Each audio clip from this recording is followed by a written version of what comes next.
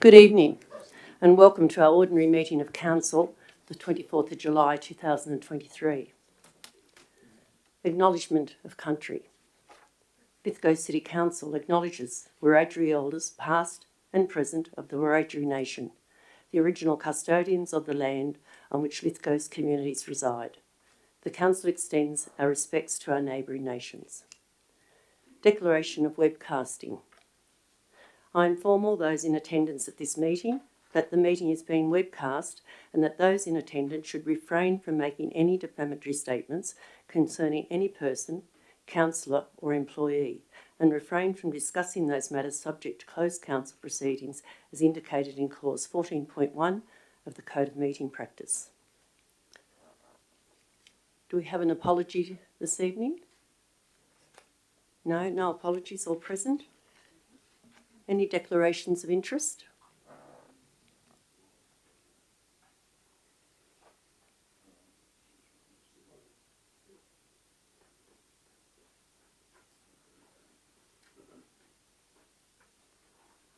I may have to go out for that one, for the fees. What item is that, Councillor O'Connor, please? Which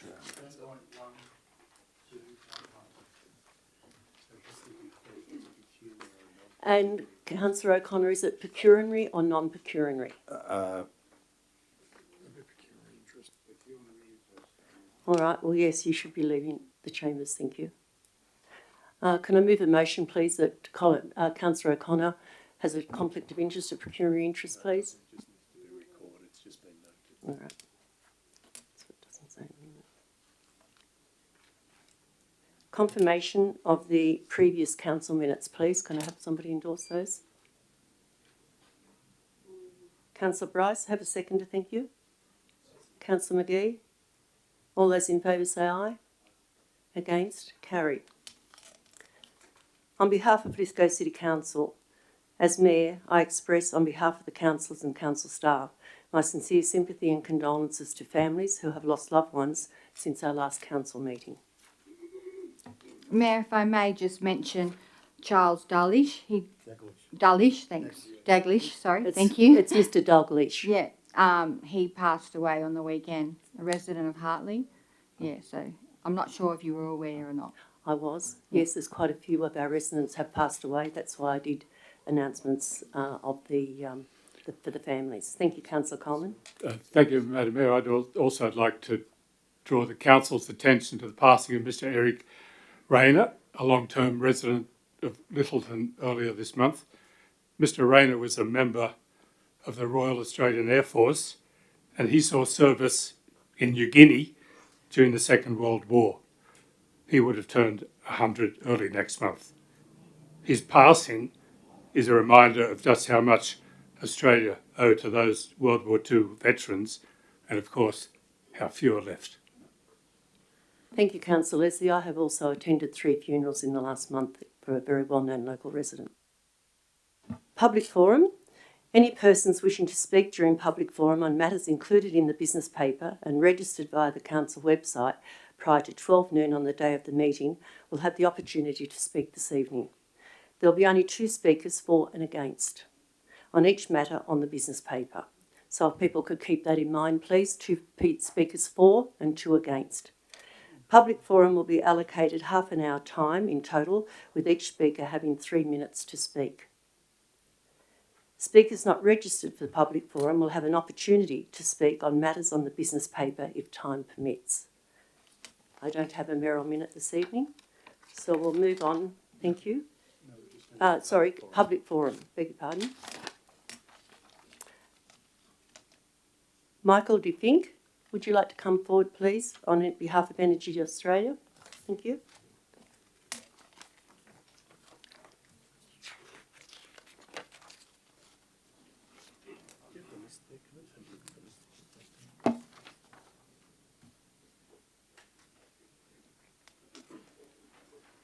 Good evening, Mayor, councillors and good people of Lithgow community. My name's Mike DeVink. I'm the Project Director for Energy Australia's proposed pumped hydro energy storage project at Lake Lyell. Thank you for this opportunity to update you on our application. It's mod DA 013-23 for additional geotechnical investigations at our proposed project site. This application will allow us to further assess the feasibility of a pumped hydro asset capable of dispatching clean energy over long periods to both the Central West and the broader New South Wales market. For clarity, I want to highlight that this development application mod relates only to works outlined in our application. Any assessment of the pumped hydro facility itself will be led by the State Department of Planning following the lodgement of a Project Environmental Impact Statement, or EIS. Approval of the project is at least 18 months to 2 years away. Our current focus is feasibility, early stage engineering and on-site environmental investigations. We've also been active in seeking community and stakeholder input. Already at this stage of the process, this feedback is helping to inform our evolving concept design and project delivery approach.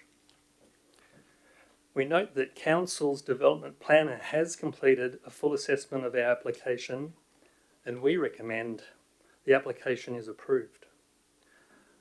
I note to Council that this application is permissible. There's no significant environmental impacts likely to occur as a result of the proposed works. The proposal is unlikely to have any significant impacts on local amenity, and that approval is considered to be in the public interest. We will accept all conditions proposed as part of Council's recommendation to approve this modified program of geotechnical works. As Council might note, we have concluded our first phased program of geotechnical investigations. On the ground, these works were completed with no environmental incidents. Public safety performance was also good, with no significant impacts to households located along the access route. Sorry, no, that is not true. While this modified program will require further works at the site, these will not encroach on any significant new area and will impact less than a hectare in total. We have appropriate systems and processes in place to ensure this record of good performance is repeated should the additional geotech work proceed. From a technical perspective, obtaining this full suite of geotechnical data will ensure we can comprehensively assess the feasibility of the Lake Lyell pumped hydro project. I thank Council for the time it has spent assessing the merits and permissibility of this DA mod. I remain available to respond to any questions as necessary and look forward to updating you on the outcomes of this work should it proceed. Thank you for your time.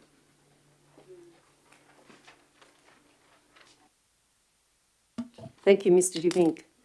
Ben Eastwood, Energy Australia.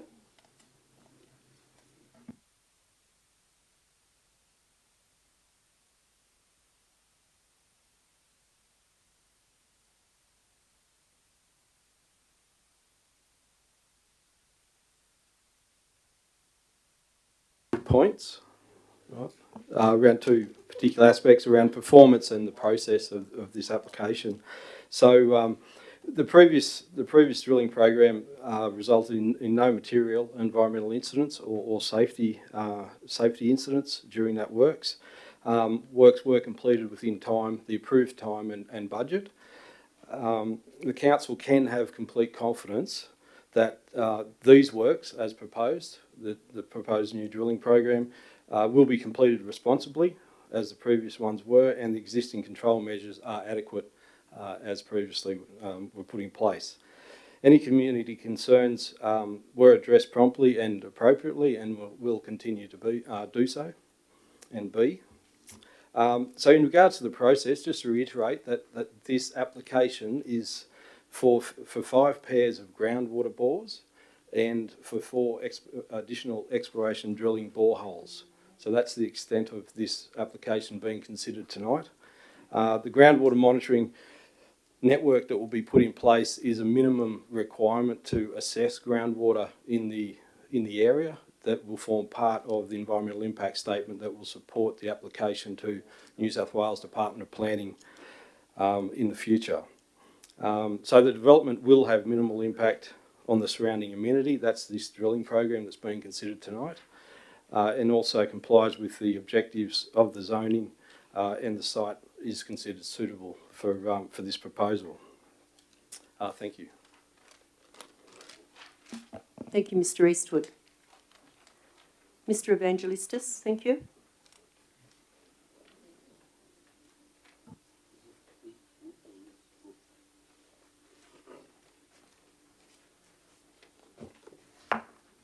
So we all know where this is going to end up. Are you guys familiar with this graphic? Excuse me, everyone, can you please look at this graphic? Councillors? Pay attention, councillors. Councillor Goodwin? Rice? Are you familiar with this graphic? This is where it ends up. Okay, this is where it ends up. Mr. Evangelistis, very happy for you to speak this evening. Evangelitis, could you please address the chair?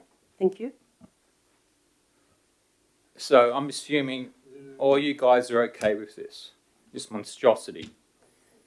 Why wasn't this in the LEAP brochure? It's part of our future, isn't it? Economic future.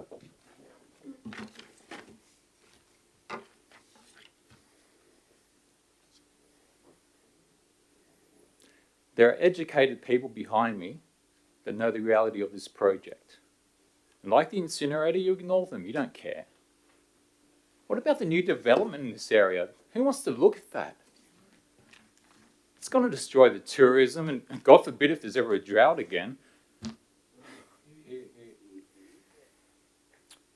Councillor Goodwin, last time you said we couldn't afford a lawsuit. I'd be proud of a council that represented its people and defended at any cost. You're giving a green light for crap development.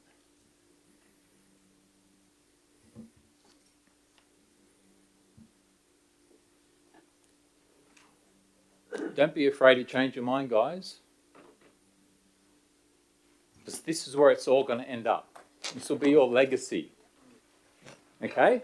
Pay attention. Your legacy, or your short little term in council, all of you, this is what you're going to create. For my child.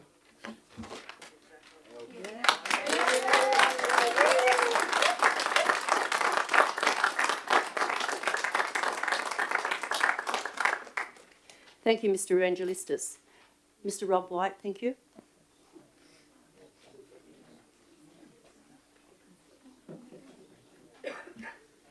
My name is Rob White. I'm here on behalf of the concerned Lithgow Community Group, Inc. Thank you, Rob. Thank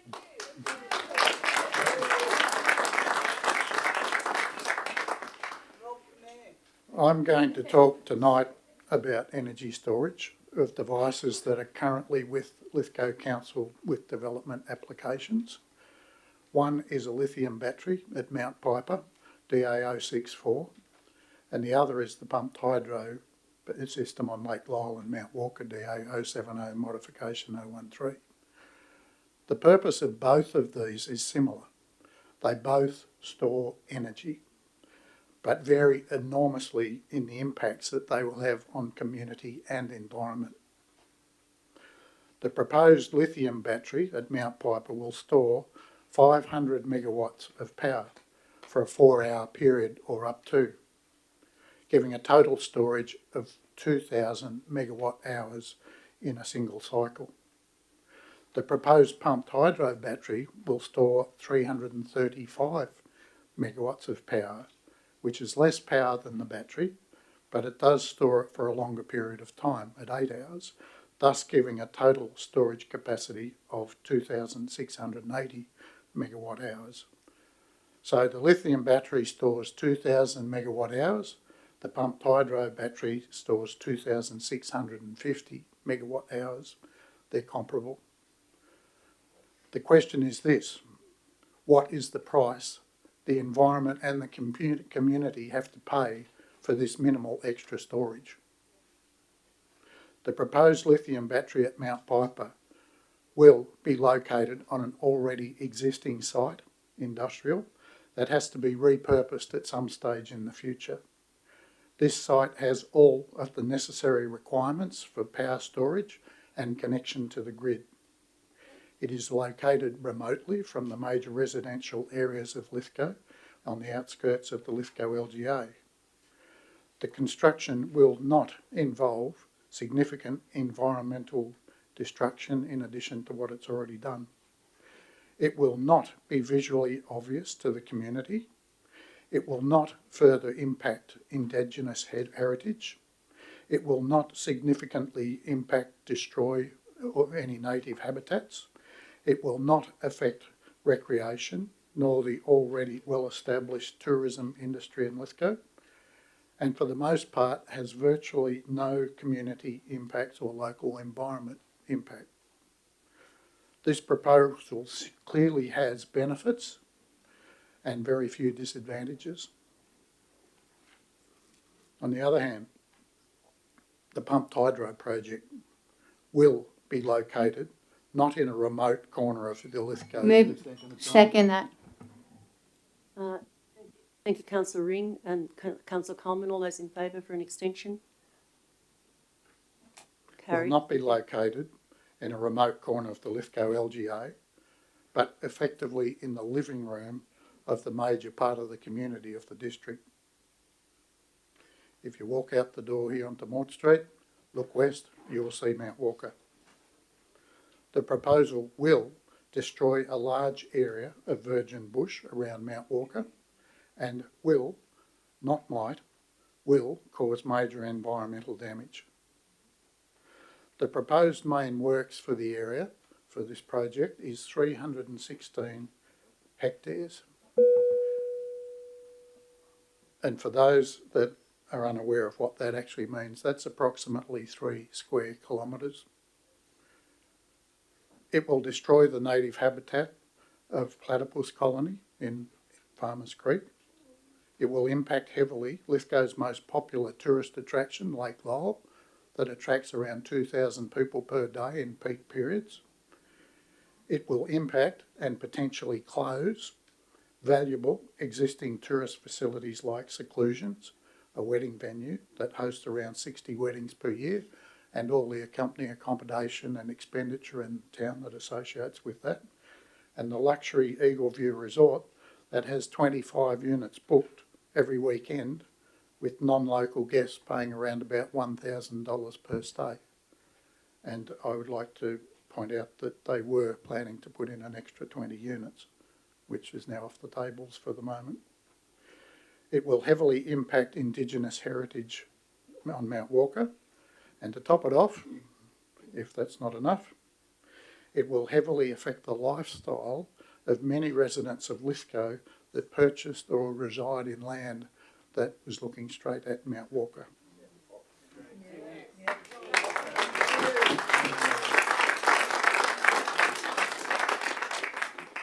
Now, the crazy part about this is that there is actually no need for Energy Australia to keep pursuing the devastating Lake Lowell proposal when better options actually exist at Mount Piper.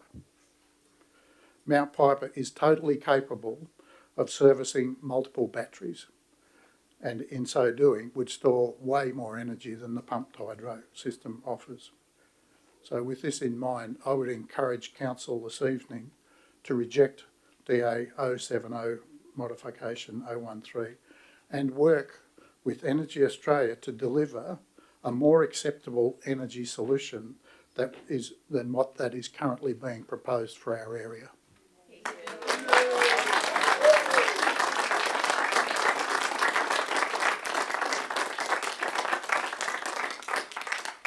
Thank you, Mr. White. Now, as there already has been 2 against, is there any other seekers tonight wish to speak before we allow another 2 against to speak? Is there any other speakers wishing to speak tonight? Yes, and are you against this? Or no, we have 2 for and 2 against, so I'm just asking anybody else in the audience if there's another subject on the matter tonight in the business paper that you would like to speak to. Otherwise, I'll need somebody to move a motion to accept another 2 people to speak against it. Yes, it has, certainly has, and I'm quite happy to listen to the other 2 against, but it's only fair for me, whoever the mayor is, to allow, the rules are 2 for, 2 against, so we've had 2 for, 2 against, And I'm asking anyone else in the audience tonight that would like to speak on any subject on the business paper, whether they've put their name down or whether they haven't. Is there anybody else wishing to speak tonight? Mr. Hawkins, you're already on the list, Mr. Hawkins, so I'll bring you forward. Until now, thank you, if you'd like to speak. Can I ask a question? Sorry to interrupt. Does the council have an once we return to the meeting? Would the council like to vary from their normal policy on this and move a motion to accept another two people? Thank you, Councillor Ring. Thank you, Councillor Coleman. All those in favour say aye. Thank you. So, Mr. Hawkins, we'll allow you to speak. Your name is down. We'll ask you to speak after we've listened to Mr. Russell Dempsey, MP. Thank you.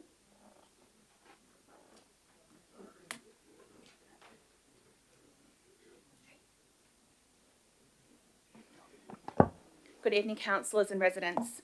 Our names are Melinda and Russell MP, and we are the owners of Seclusions, and here to voice our objection to the proposed additional geotechnical investigations, item number 10.1.1.2, which we all know is a precursor to Energy Australia's proposed pumped hydro project and subsequent destruction of Mount Walker and our local environment. We respectfully request that the councillors vote no to the drilling of further boreholes at Mount Walker, and we feel that with council's approval, it comes with the presumption that the community agrees with this project, where in fact there's a large portion of us that do not. As our councillors, you need to be aware that this proposed project will have a negative effect on the large percentage of our community, and I'll explain further why. Our business directly and indirectly makes a considerable contribution to the Lithgow economy and community. For those of you who don't know, Seclusions has been operating within your community for over 22 years, offering cabin stays and a base where those can explore the Seven Valleys, and for the past 13 years has been operating as a wedding and events venue. Seclusions has won the Bride's Choice Awards for the past 3 years in a row as the #1 farm and country wedding venue for the Central West, due to our breathtaking outlook we have at Mount Walker, where our couples marry in front of. We host between 55 and 65 weddings annually, although last year we hosted 71 weddings for the year. We have recently been chosen by the Indian Pacific Train to host a weekly corporate breakfast due to our location and the stunning outlook that we have, which will be destroyed if this proceeds, and therefore they will look for an alternative venue to meet their needs. We host events for the community throughout the year to come and enjoy our facilities. We have secluded cabin stays for couples where they enjoy the incredible views, and we're currently fortunate to have. And they also use Lake Lyle's facilities for fishing and water sports. Seclusions hosts over 8,500 guests annually between weddings and cabin stays, with 95% of these people coming from outside our local government area for the peace, tranquility and serenity that we are well known for. Wedding guests inject approximately $1.9 million into our local economy through hotels, B&Bs, restaurants, cafes, hairdressers, clothing stores and service stations alike. And in turn, this supports countless jobs and other small businesses. This on top is close to $2.5 million, which our couples spend on their actual weddings, engaging in local caterers, florists, hair and makeup artists, transport photographers and musicians, to name just a few, which further contribute to our local economy. Please refer to your paperwork. Some of you do have it in front of you with further figures and facts, which will impact our local businesses.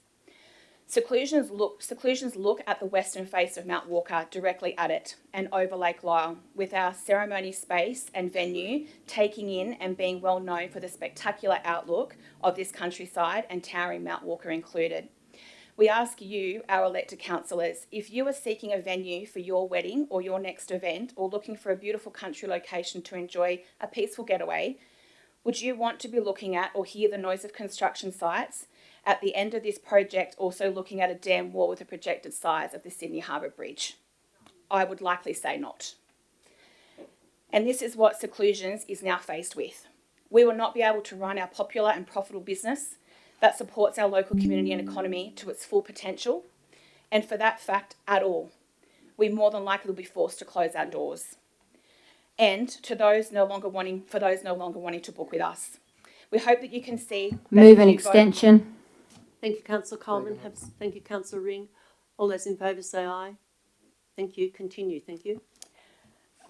We hope that you do vote no instead of yes to these boreholes, because you are supporting a community to help sustain an already thriving business and many other businesses that contribute to our economy and our tourism industry. Thank you for your time.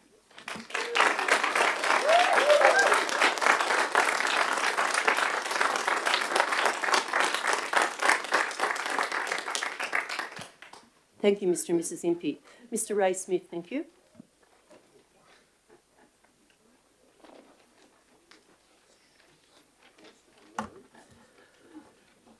I'll make it quite obvious, I totally oppose the modification to the borers.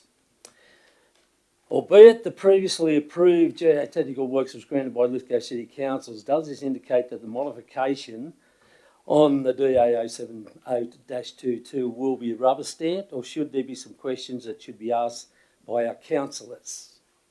Why is Energy Australia hiding behind the cloak of secrecy under the guise of confidentiality as the results of the initial borehole study? Were problems encountered whilst drilling was in operation, as noted in the Lithgow Mercury? A milky white discoloration was noted in Farmers Creek adjacent to the borehole operation. At a drop-in meeting with Energy Australia representatives, the issue was sidestepped and blame was pointed at a possible problem further upstream, possibly in Lithgow itself.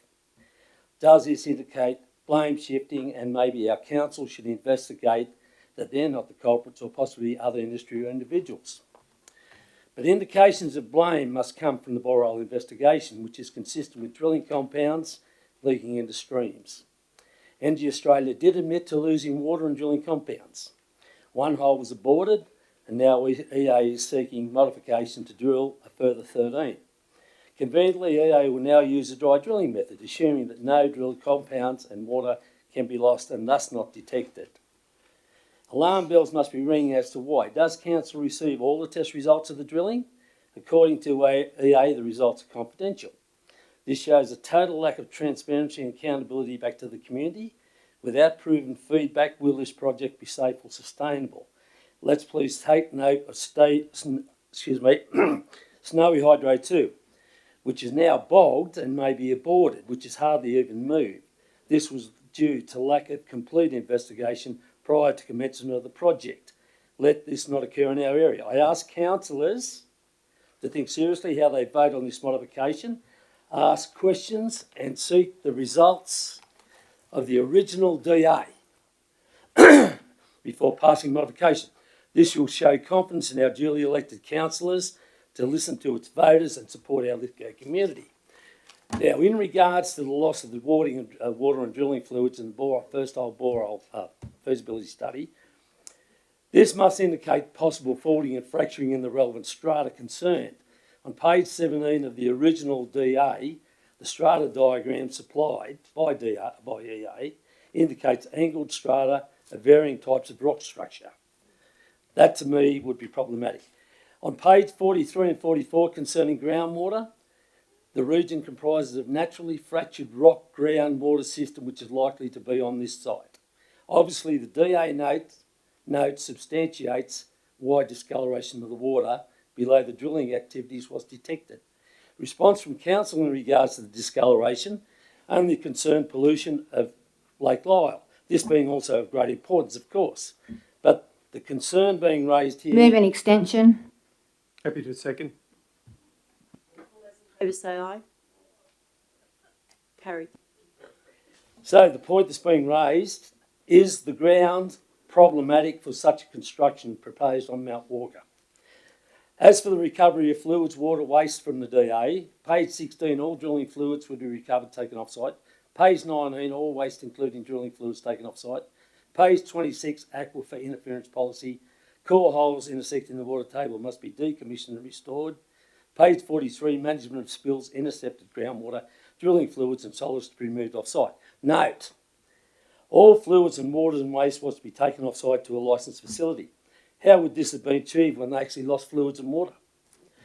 And is there a record of any licensed facility taking these wastes? In summary, before passing the modification on this DA, has council, staff and councillors examined the results of the initial DA? We know it's confidential to the public, but surely not to the individuals who voted to accept the original DA. Why seek a modification unless problems were encountered? The process of decision making made by councillors and staff should be carried out in a respected, competent way, showing transparency and accountability, as the community assessment will be the final judge. Just a few other things I'd like to just mention too. I'd like to ask where submissions go when they go into council, and I'd like some reports on that. I've asked this at other things before. I believe some of the submissions must get hidden or put away somewhere. They don't seem to come back to the person that puts the submission in. And I want to know who are stakeholders in any major project concerned. Is it just the proponents, council? Is it not the locals? Is it not the landowners nearby? Is it not the people in the town? So I'd like some clarification from council on that. Thank you.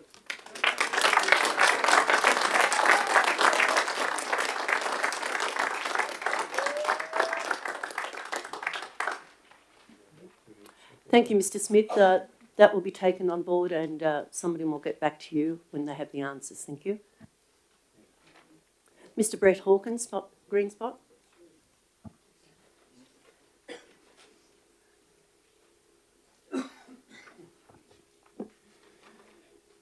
Thank you for the opportunity to address council in relation to our scoping proposal for rezoning of the Wallerawang Power Station and surrounding lands.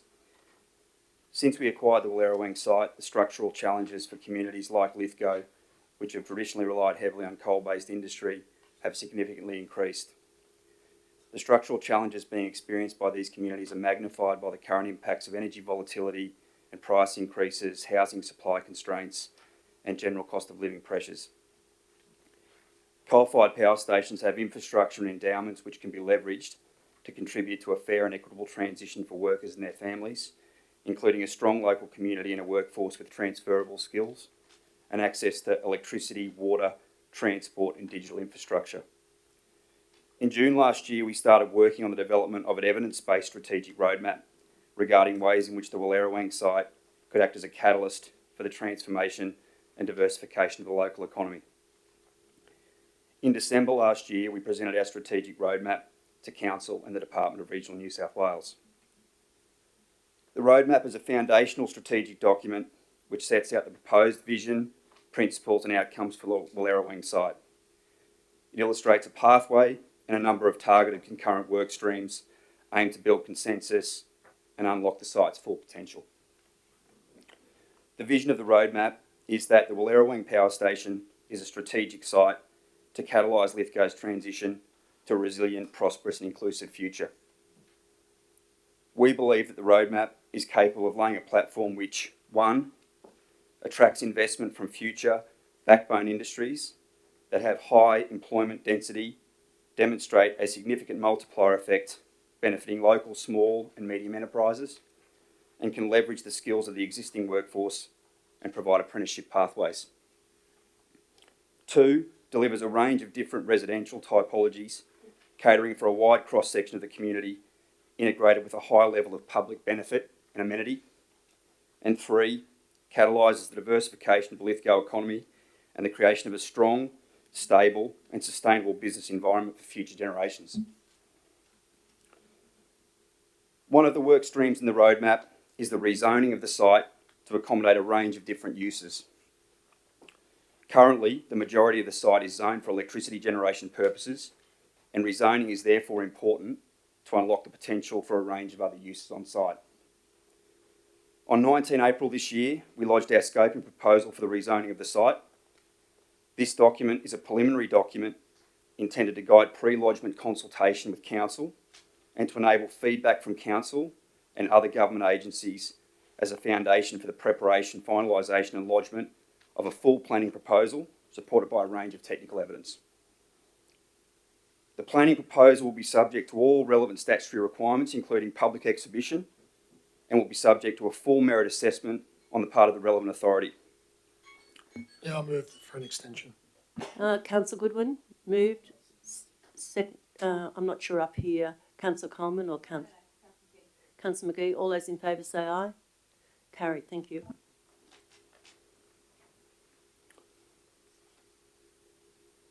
As set out in Council's assessment report, which is attached to the agenda tonight, the anticipated date for lodgement of our planning proposal is December 2023.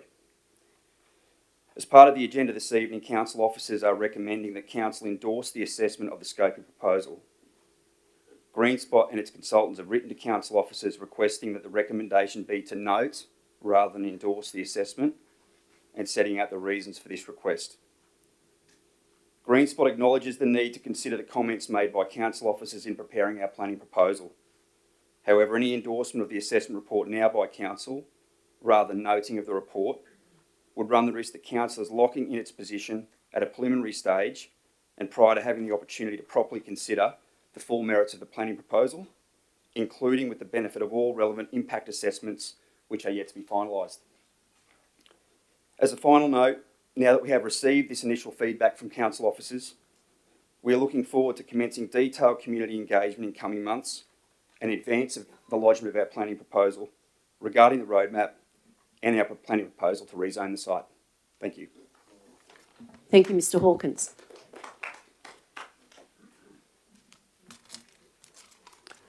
With no one else wishing to speak in public gallery tonight, we'll move on to... Excuse me. I would like to speak. I'm not registered, and I do ask that I be allowed to speak for a few moments. My name is Henry Heron from Ryde. We're after 7:30, Mr Heron. We have public gallery till 7:30. I will allow you 3 minutes with no extensions, and I'm being very generous.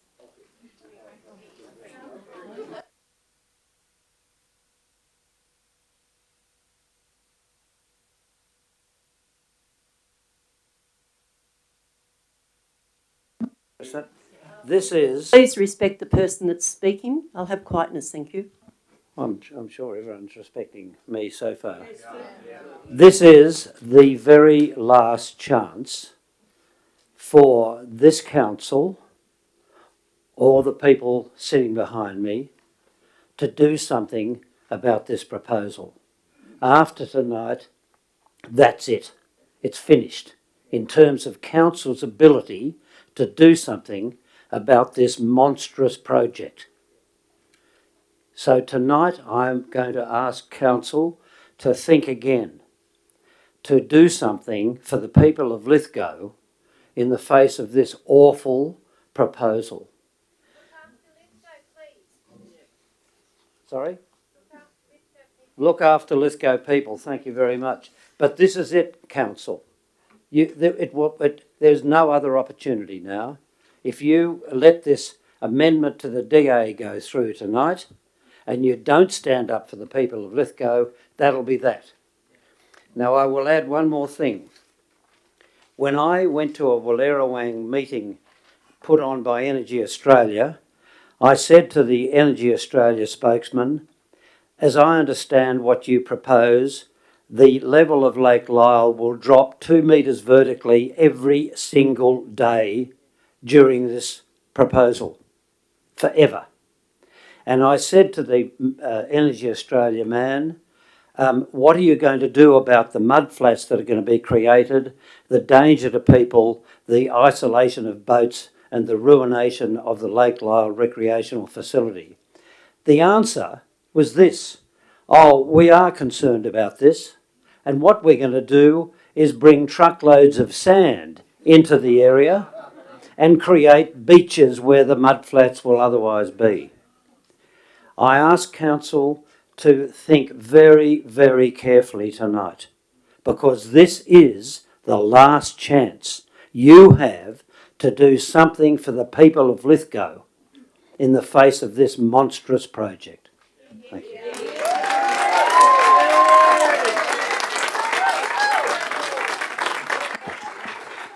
Thank you, Mr Heron.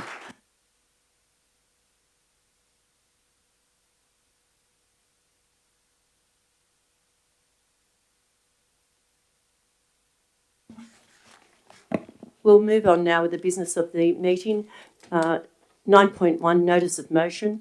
Councillor Stephen Leslie, purchase of art, work for council collection. Councillor Leslie, thank you. I'll second that. Thank you. Thank you, Mayor Statham. I didn't write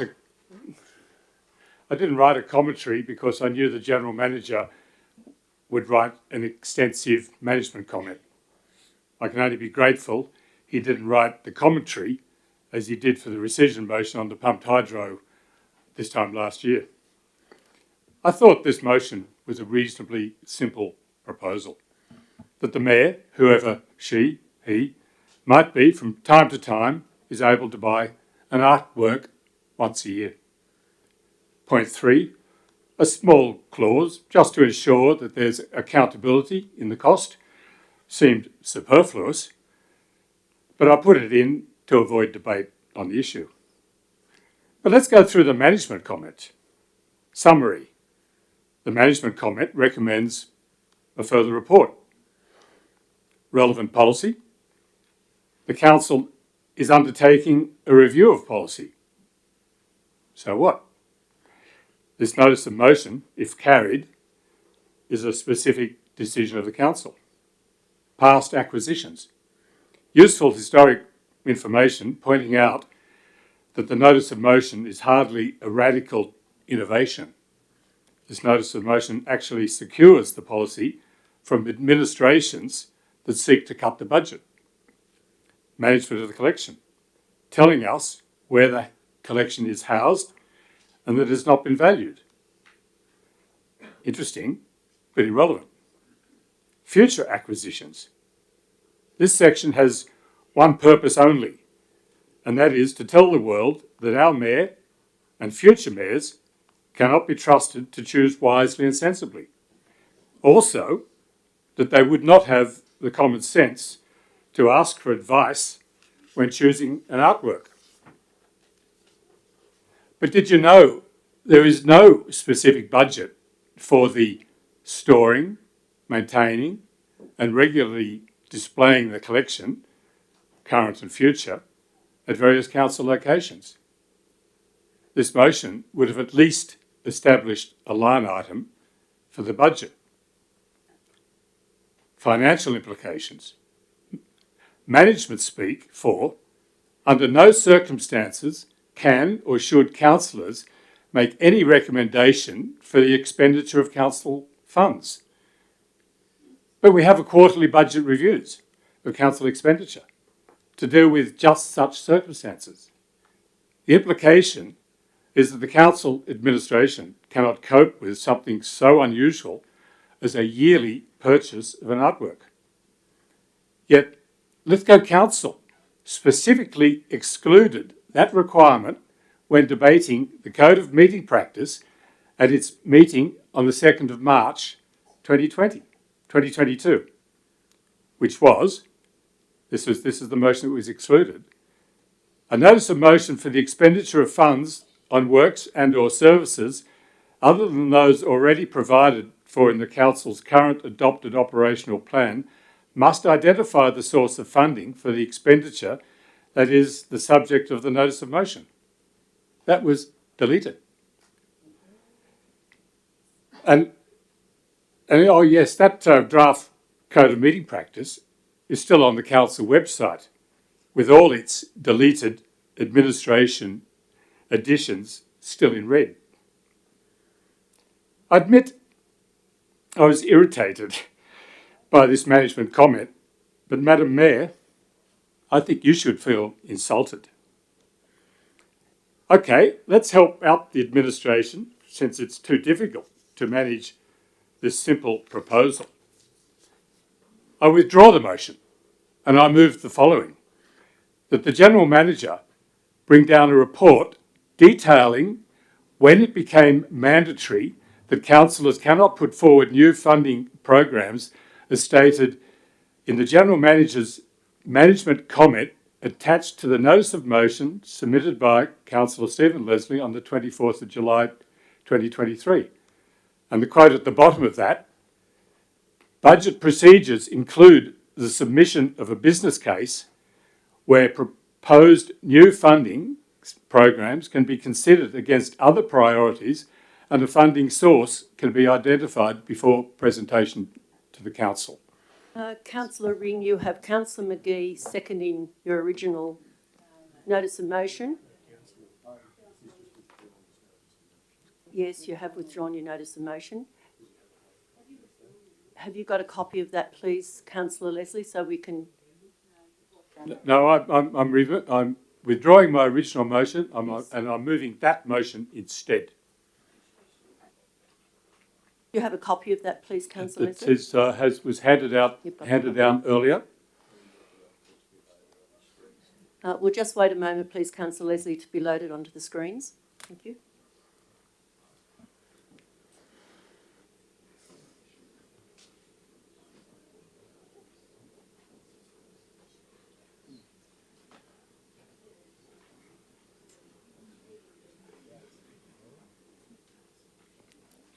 Can I speak to it? No, you need a seconder. For the purpose of debate, Dave, and I will second it. Thank you, Councillor Ring. At the moment, I'd like to let the councillors see what your changes are. Yeah. Councillor Leslie? It's on the screen. Put your hands up, please, councillors, when you've read that recommendation.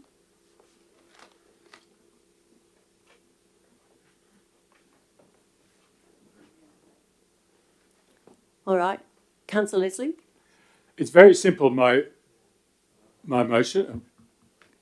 It's very simple why I want to move this motion. It's because I'm sick to the back teeth of the council undermining the authority of councillors in this chamber. Councillor Ring? Well, I can't really add much to what's happened in the last 18 months, this being only my second council meeting. But the provision for, in the code of meeting practice, my understanding is the provision for putting in where the money comes from was not adopted by this council. I'm happy to be stand corrected on that, but I have looked at it. And if we move for if the council moves to adopt a code of meeting practice, then the code of meeting practice needs to be adhered to as it is. So yeah, I'd just like to see something back. Councillor McGee? Yes, that was my understanding as well, is that we don't have to justify where the money comes from. It was explained to us in one of our code of conduct training sessions. That's not a prerogative for this council as a councillor. At the moment, it stands that the administration finds where the money comes from if we decide to make a thing. But as far as it goes, I could see no problem with the original motion as it stands. And, you know, like at the prerogative of the mayor to make a choice with advice on a piece of artwork a year to the value of $500, I think is a good thing. And to hear that we have our current artworks under examination and assessment is a good thing as well. So, you know, I don't think it's all a big conspiracy as such, but and I would have voted for it. But anyway. Thank you, Councillor McGee. The General Manager would like to speak on that. Thank you. Just a short comment to say that the report nowhere says that it became mandatory that councillors cannot put forward new funding programs. The report does not say that at all, and in fact, as a General Manager, I acknowledge that a councillor can advance proposals at any point in time. So the management comment does not say what this motion is asserting. Thank you, Mr. General Manager. Anyone else wishing to speak against this, please? I'd like to speak. Actually, something like Councillor McGee, I actually thought the motion was a good one. I think the idea that there is an acquisition from council each year as appropriate is a good idea. I noted there was a couple of pieces of work that's come forward out of artists either going to the Portland Art Show or other shows. that I'd like to see our council supporting economic development in all its sectors, and the arts is a significant economic sector of the New South Wales economy. We're talking about a fairly modest amount of money. So I would be very happy to support Councillor Leslie's initial motion, and I'm sure, as is discussed and by Councillor McGee, that the mayors of the time would take advice as well, so that we don't end up having a collection which is based on personal taste rather than its suitability for inclusion in a collection. And I do know there was a pertinent piece at the Portland Art Show from a local artist's painting depicting the challenge of transitioning of our economy, which might have been possibly considered for adding to the collection. Thank you, Councillor Marnie. Anyone else wishing to speak? Councillor Bryce. I was fully supporting Councillor Leslie's original motion recommendation, so I thought that was there was no issue with that. I don't know so much about the new one, but definitely support the buying of local art from local artists for the economy and for the collection of the council. Thank you, Councillor Bryce. Any other speakers? Councillor Leslie, are you wishing to go ahead with the beginning motion or your second motion? I'll allow you to have that choice tonight. You've heard the speakers. Obviously, your second motion is not going to be successful. I'm happy to put that to the vote. I'd like that report, and I won't speak anymore. There's far more important issues to be dealt with tonight.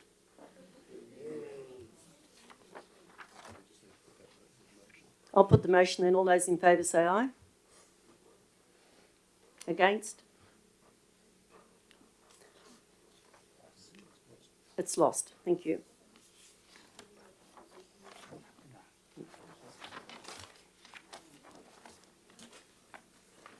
Staff reports 10.1, people and places, building and development.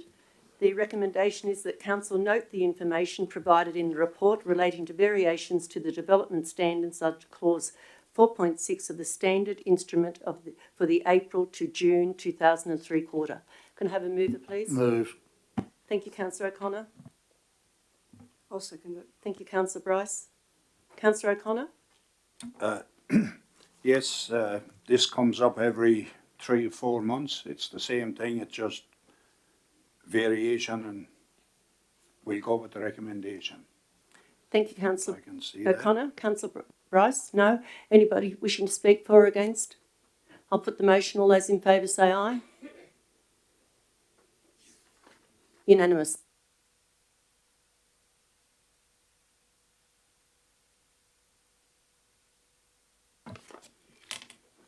.1.1.2, the Geotechnical Investigations, Lake Lyell, Magpie Hollow Road, South Bowen Fells.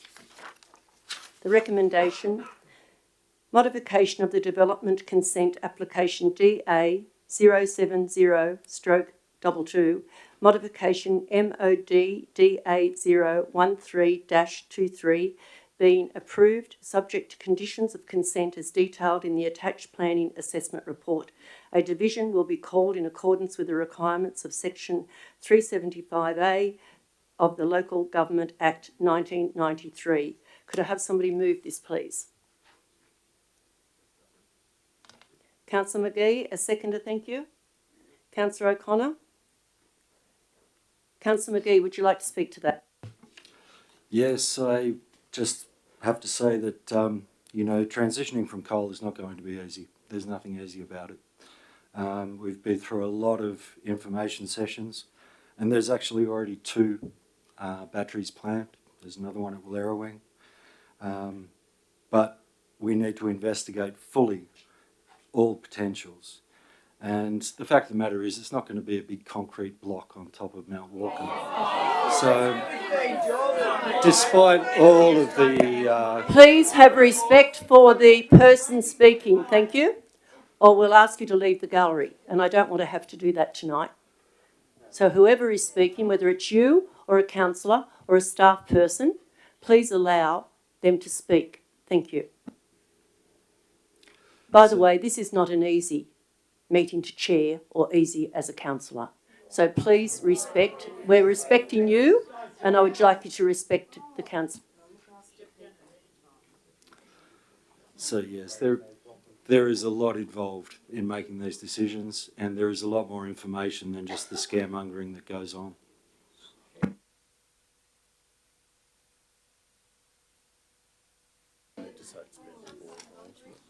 This is about the boreholes. Councillor O'Connor. Yes, I'm supportive of the boreholes. They've been assessed by council, and it's a legitimate exercise to find what's under the ground there. So I see no reason whatsoever to go against a complying development. So I'm all for it. Thank you. Thank you, Councillor O'Connor. Anyone else wishing to speak? Thank you, Mayor Statham. I'm voting against this DA tonight.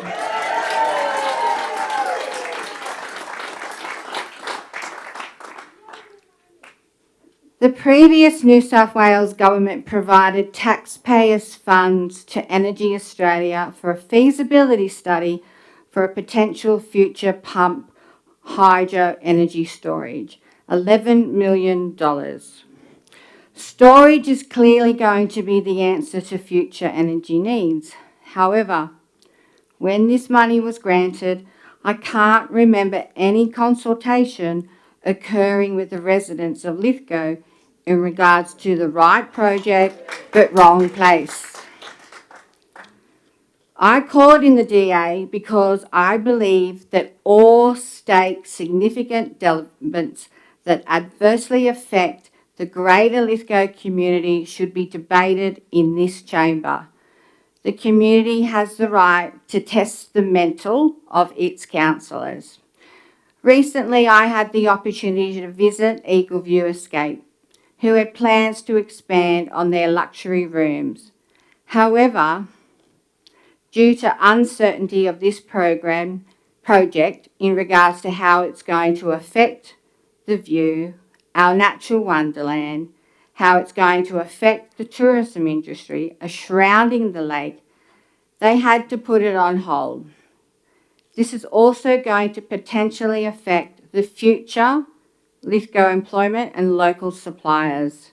I acknowledge Energy Australia. It does provide employment to the greater city of Lithgow, but it is important that they are good corporate citizens and take note of tonight's debate, especially when it comes to Gurween Drive. They need to be focused on ensuring that if they make a mess, they need to clean it up. As a councillor, we are elected by the community for the community. Hand on heart, I can't support a project that clearly does not have the community's support. Thank you, Councillor Coleman.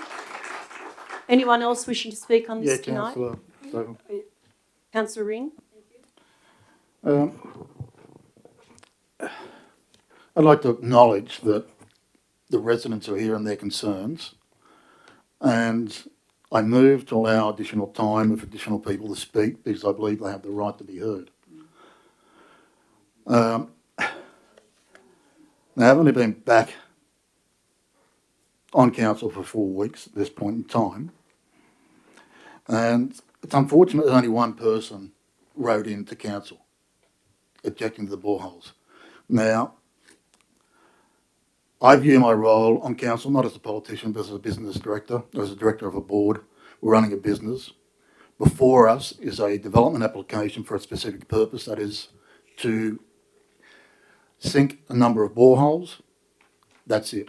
Whether or not it leads to something else is irrelevant at this point in time for the purpose. Excuse me, if I could, it is irrelevant under the law at this point in time. In determining any development application, the Environmental Protection Act, Division 4.3, Section 4.15, evaluations, outlines the issues that need to be considered in determining authority. Of interest to me was 4.15E, the public interest. Now, having been a while since I've been back on council, I wanted to clarify what the public interest was.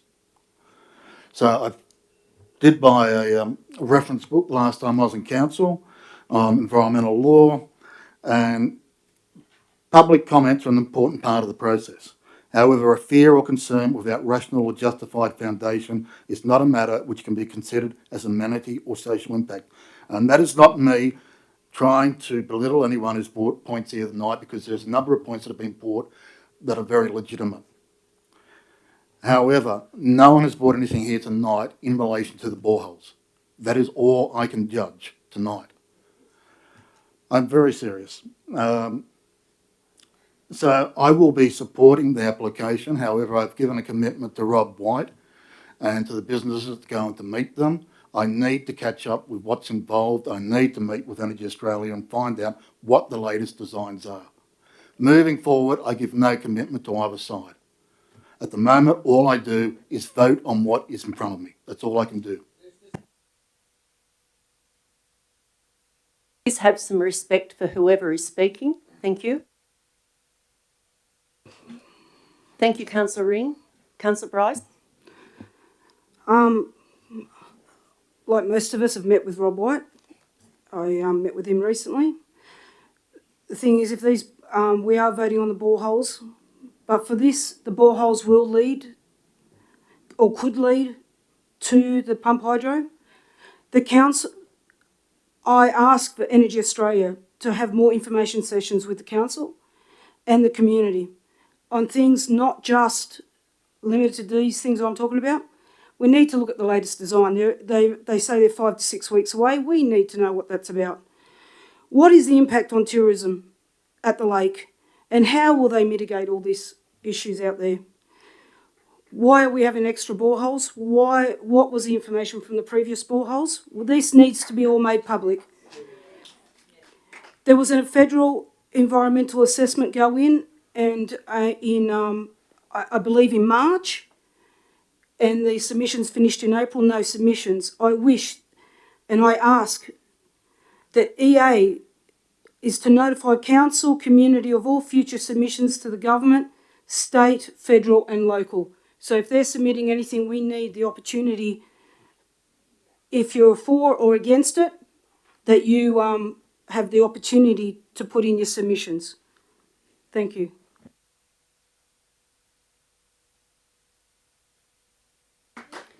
Any other speakers, please? Yes, Mayor Stephen. Councillor Martin.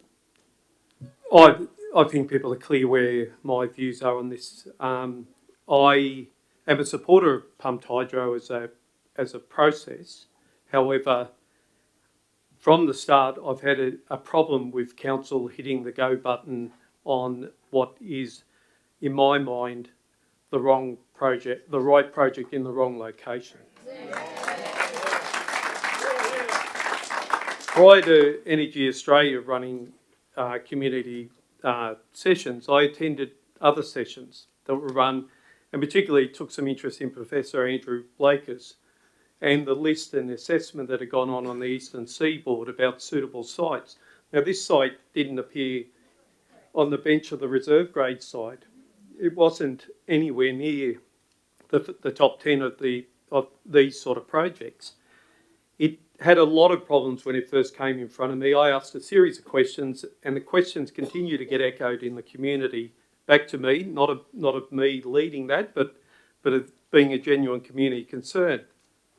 The first lead was about the height, whether it sat in the optimum height to actually, for this process to be effective. It didn't. We then found that what are we doing with what is essentially a turkey nest dam type profile as opposed to having it set in the landscape? Well, that can't happen if we've got inadequate height. We also talked about what happens with dropping 2 metres, as a speaker spoke to tonight, of the water level at seasonal levels. Now, if we go for another drought period, we've got significant problems with the operation of both the function of this as well as the tourism elements of it. The employment opportunities were minor. compared to, and I've started talking to operators in the region and look at the employment base, and I thank Seclusions for coming in tonight and speaking. It's all the secondary employment that comes out of those primary operations. There's a significant economic spend in our locality. I appreciate also, I think there is clearly a very rational case put. I must say that when I listened to Mr. White, everything is a very considered statement. I find little emotion, and I find a very good analysis of the case that he brings forward. I'm a strong supporter of renewables. I've supported all of the battery options. I believe we must have off-site storage, and I believe that extra 600 megawatts for the impact it has, I don't think there's a cost benefit.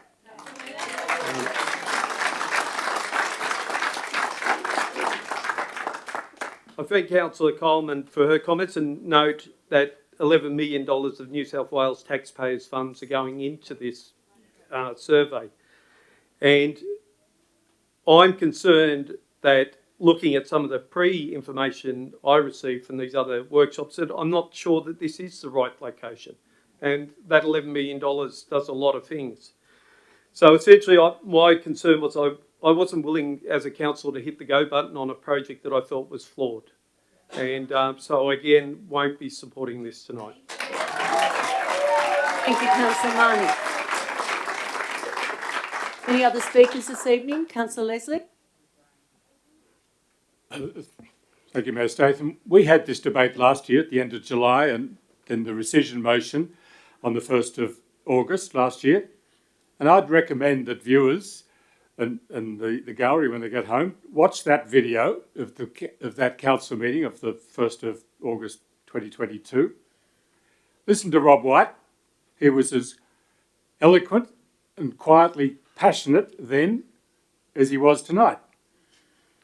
But this proposal is still a confidence trick. We get to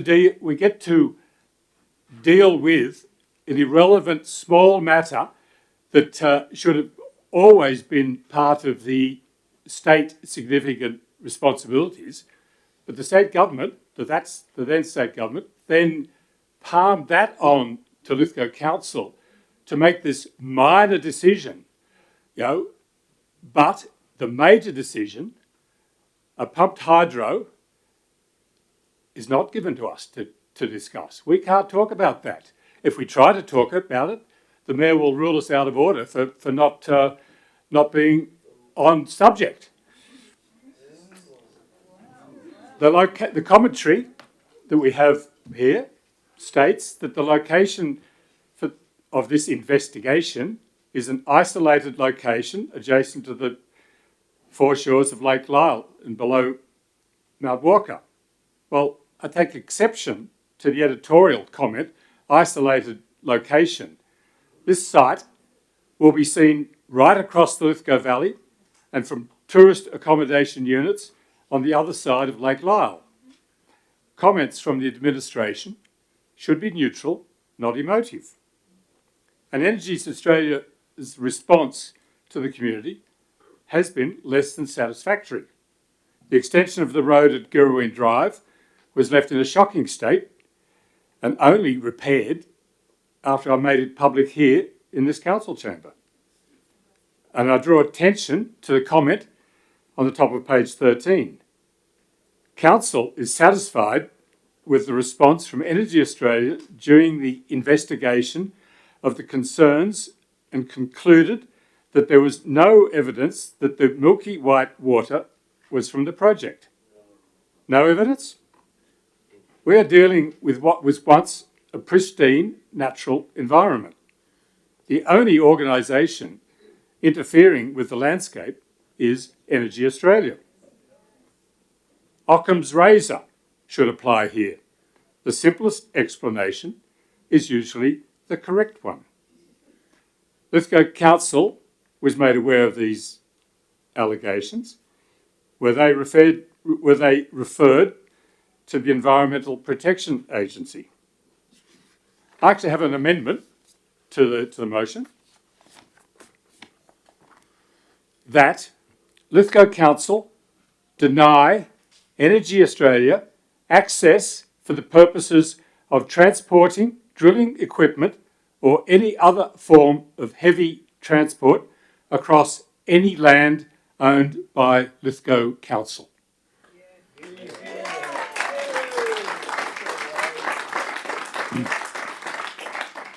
If this amendment is carried, that will be wonderful.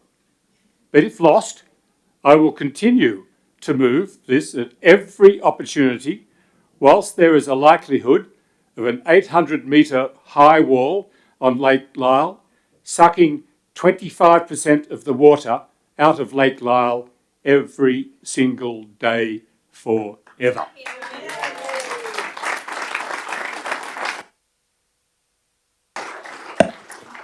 Do I have a seconder to Councillor Leslie's amendment, please? I will second it. Thank you, Councillor Coleman. Councillor Leslie, would you like to speak to that amendment? Thank you. No, I don't wish to speak to it. Thank you, Councillor Leslie. Councillor Coleman? No, I don't wish to speak to it. I think it speaks for itself. Anyone else wishing to speak? I'll put the amendment. All those in favour? Oh, I'll wait till it's up on your screens. Thank you. Would you like me to repeat it? No. That Lithgow Council... Councillor Leslie, it's going up on the screens now. But I'm repeating it. Okay. Yes, by all means. This is my amendment. That Lithgow Council deny Energy Australia access for the purposes of transporting drilling equipment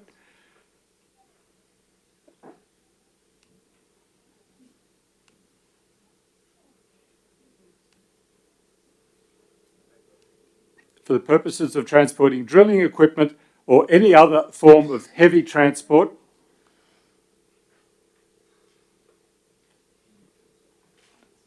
across land owned by Lithgow Council.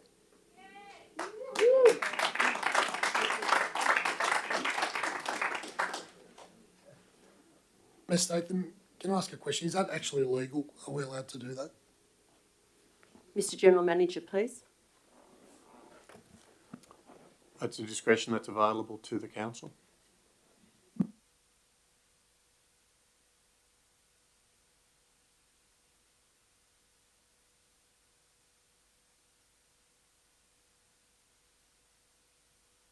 Councillors, it is on your screens now if you'd like a few moments to see that. Thank you.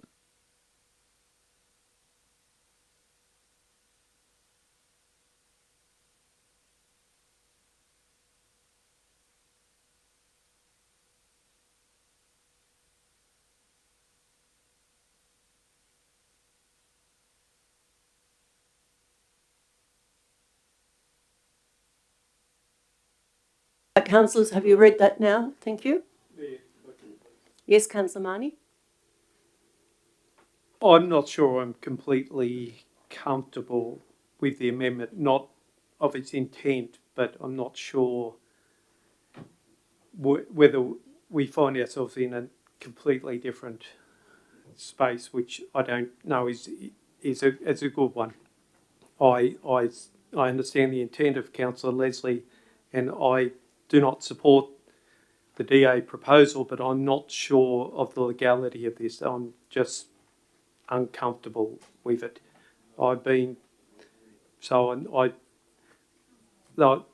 It doesn't change my view on the actual DA, but I'm just not sure whether we can actually enforce this. That's all. I'll put the motion. Thank you. All those in favour of Councillor Leslie's amendment, thank you. There was two, Councillor Leslie and Councillor Coleman, thank you. Lost, thank you. Call a division on that, please, Mayor. There will be a division called on that, Councillor Coleman, yes. A division is compulsory, thank you. All those in favour say aye. Councillor Coleman, Councillor Leslie, against? Raise your hand, thank you. Councillor McGee, Councillor Marnie, Councillor O'Connor, Councillor Goodwin, Councillor Bryce, Councillor Ring and Councillor Statham. Thank you. We're returning now to the original motion.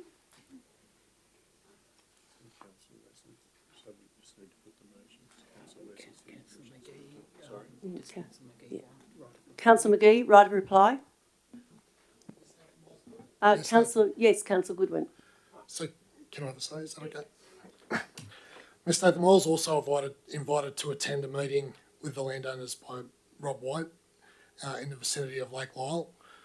I attended, and I can say that I do sympathise with their concerns regarding the potential development of a hydro plant. However, I had to take a step back to think about what I'm asked today to vote on. This evening I am voting on a modification to an already approved DA for geotechnical investigations. We as a council employ planners to ensure that a DA meets the criteria to be a compliant development. This happened for the original DA, and it is recommended in tonight's paper for this modification to also be approved. As part of the single submission that was sent to council against this modification, it was alleged that a milky white substance was seen by a person against this development in the lake after previous geotechnical works. But at no point were any photographs or samples taken of the substance. I would think that at least a photo or a sample should have been taken at the time to make this allegation more credible. I can, however, read into this council report that when Energy Australia's environmental contractor GHD performed investigations, there was not any specific issue for concern to establish a connection between the alleged pollution and the drilling program. I can also read in addition, additional condition is also recommended to ensure that effective monitoring of the drilling works is undertaken to ensure that there is no impact to Farmers Creek or Lake Lyell. So as a result, I will be voting in favour of the agenda item 10.1.1.2.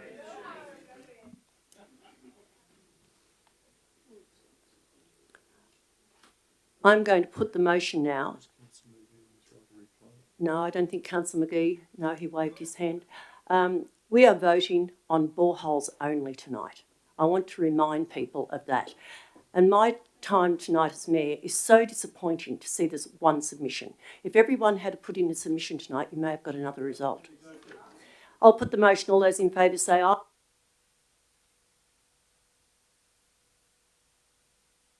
We're not allowed to speak to the gallery after, unless it's too long. Look, I can't help the rules. We'll continue. Those in favour say aye.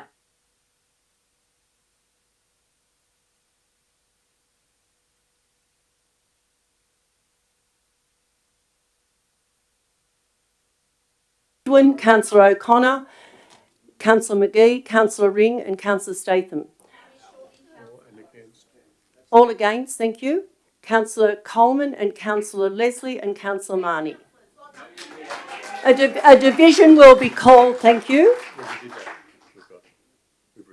No, that was on the other thing. That was on another division for this that was voted. Can we call that division again, Yes, Mayor? we definitely It was very are. confusing. No, it's not. There's a division called right now. A division in favour?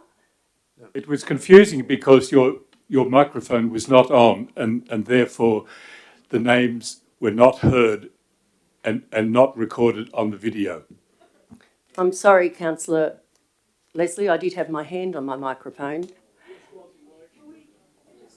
A division, thank you. All those in favour of the recommendation, thank you. Councillor Bryce, Councillor Goodwin, Councillor O'Connor, Councillor McGee, Councillor Ring and Councillor Statham. Against?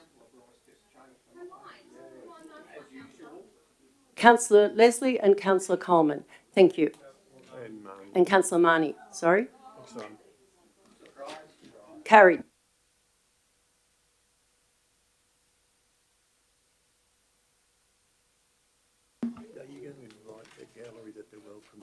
No, do what they like. I'm not sure. I'll just go ahead with this. 10.1.1.3. I move we have a 5-minute adjournment. Section 94A, exemption request. Thank you. I move we have a 5-minute adjournment. No, it was just Have a seconder, thank you. It's lapsed, thank you, Councillor Leslie. No, I'm happy to second it. All those in favour say aye. Lost, thank you.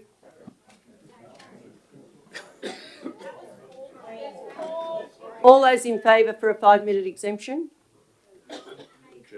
Adjournment. 1, 2, 3, 5. Yes. 5 minutes, thank you.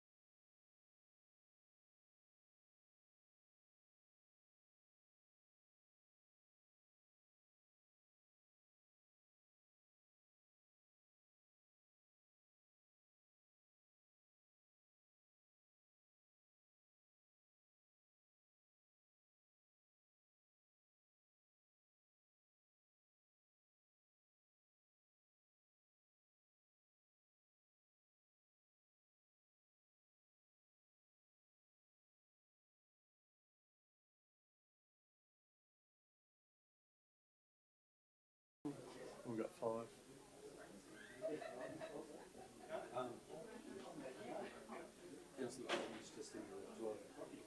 Better hurry up because I've got a quorum. 2, 4, 5.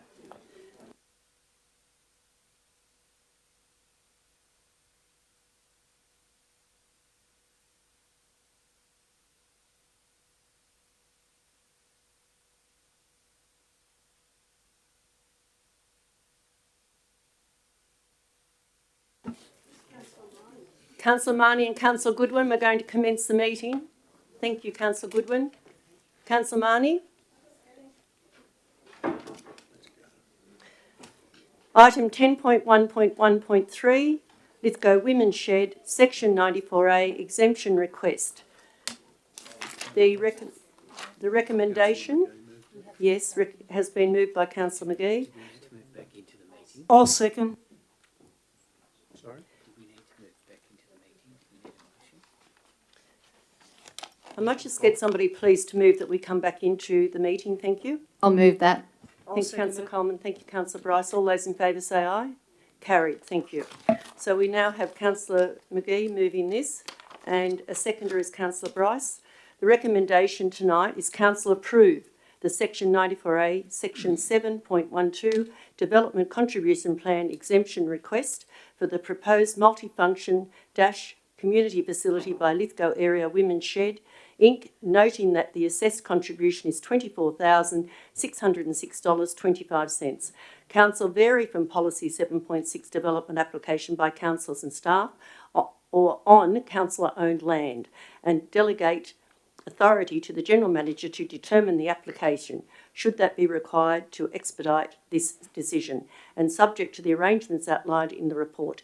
Details of a proposed licence agreement be reported to Council at a future time. Councillor McGee. Yes, recent information sessions, it has become, well, we have all become aware that time is of the essence with this. There's a very sizable grant that the clock is ticking on. So we need to get this ball rolling and keep it rolling. The building will become a council asset once it's complete. So in a way, it's sort of appropriate that we do make this concession, and it will also speed things up, which is essential. Thank you, Councillor McGee. Councillor Bryce. I go with the recommendation, and that this building will become a community asset. Eventually, other community groups apart from the Women's Shed will be able to use it. Therefore, it makes sense. It is on council land, or council managed land. It's Crown land. So I'm happy with the recommendations. Thank you, Councillor Bryce. Councillor, anybody else? Councillor McGee. Sorry, anybody else wishing to speak? Councillor Leslie. Yes, this certainly did come to closed councillor information sessions, but the issues were never debated in the public. No one else knows. I had hoped, as a result of those closed councillor information sessions, that the report we were going to get tonight would be a report on the delays on the processing of the DA for the Women's Shed.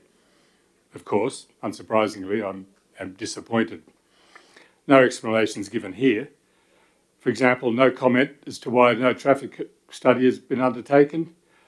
But we do get the General Manager wants to determine the application under delegated authority.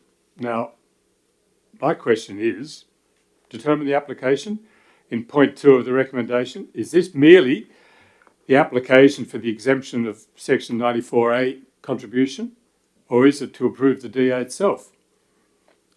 I'd like an answer to that question. Mr. General Manager, thank you. Mayor, the report is very clear. The dominant issue being dealt with in this report is the request for an exemption from the Section 94 contribution, and that is dealt with in the report, and then a recommendation made at the conclusion of the meeting. There is having brought this matter to the council, there is an opportunity, and it's a decision for the council to extend a delegation for the DA to be dealt with. If council chooses not to do that, that's of course fine, and that's their prerogative. The risk we do with that is it could add 6 weeks to the determination period. And the report speaks to that issue also, so we're really in council's hands. We're merely proffering a solution which provides a potential window for the application to be dealt with more expediently. If it works out that the assessment's concluded in nice coincidence with the next ordinary meeting, it would come to the ordinary meeting. But if that's not the case, because the applicant hasn't provided information that's still being requested, well then we'll go into a period where there could be at least a 6-week addition to the determination period. But we're in council's hands. Thank you, Mr. Thank General you, Manager. Mayor. That did not clarify it for me one bit. But maybe other people have a better understanding of the General Manager's responses. But therefore, I'd like to move an amendment that a point 4 be added, that the DA for the women's shed be brought to council for determination, and, if necessary, to expedite the decision, an extraordinary council meeting be called. Now, the General Manager just mentioned that there was a 6-week, there could be up to a 6-week delay.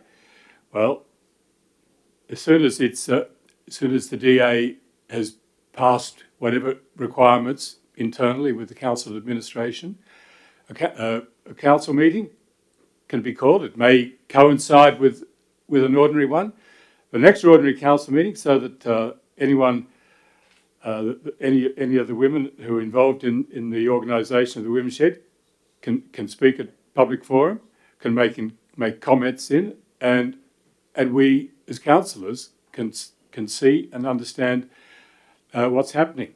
I do this because the delays seem extraordinary. The comments about what's happening and what's not happening seem convoluted and always some excuse. This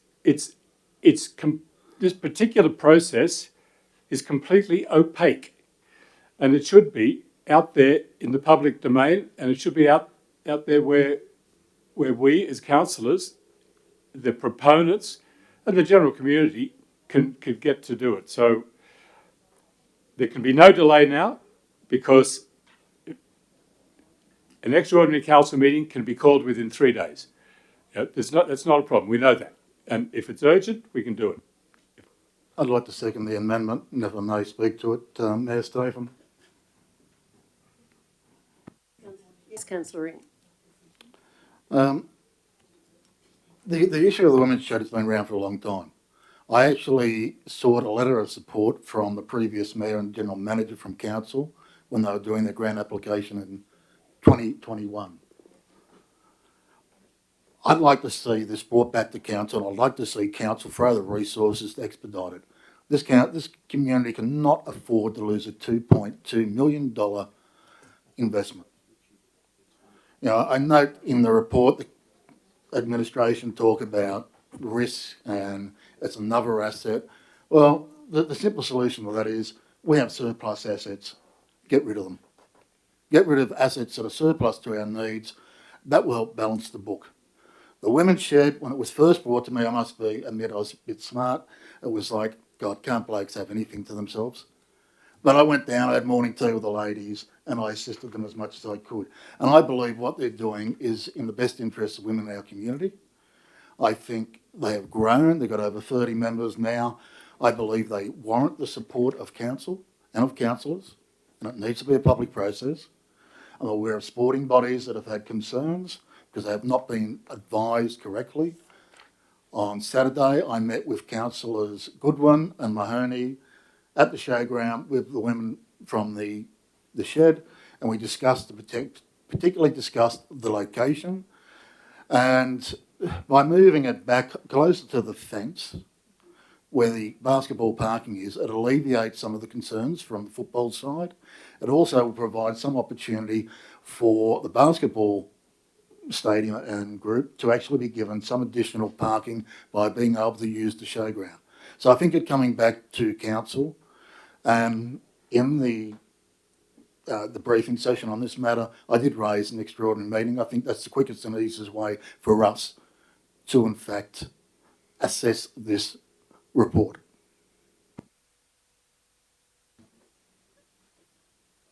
Any other speakers? Yes, I'd like to speak against the amendment. I don't see anything sinister in what's being proposed in the recommendation here. I don't see anything sinister at all. In fact, I see it as a huge time threat to bring it to council when councillors want to move it 20 metres to the left. It's just going to become a nightmare. This needs to go through and quickly. So Thank you, Councillor McGee. Not for the amendment, no. Any other speakers on Councillor Leslie's amendment? I would like to speak for the amendment.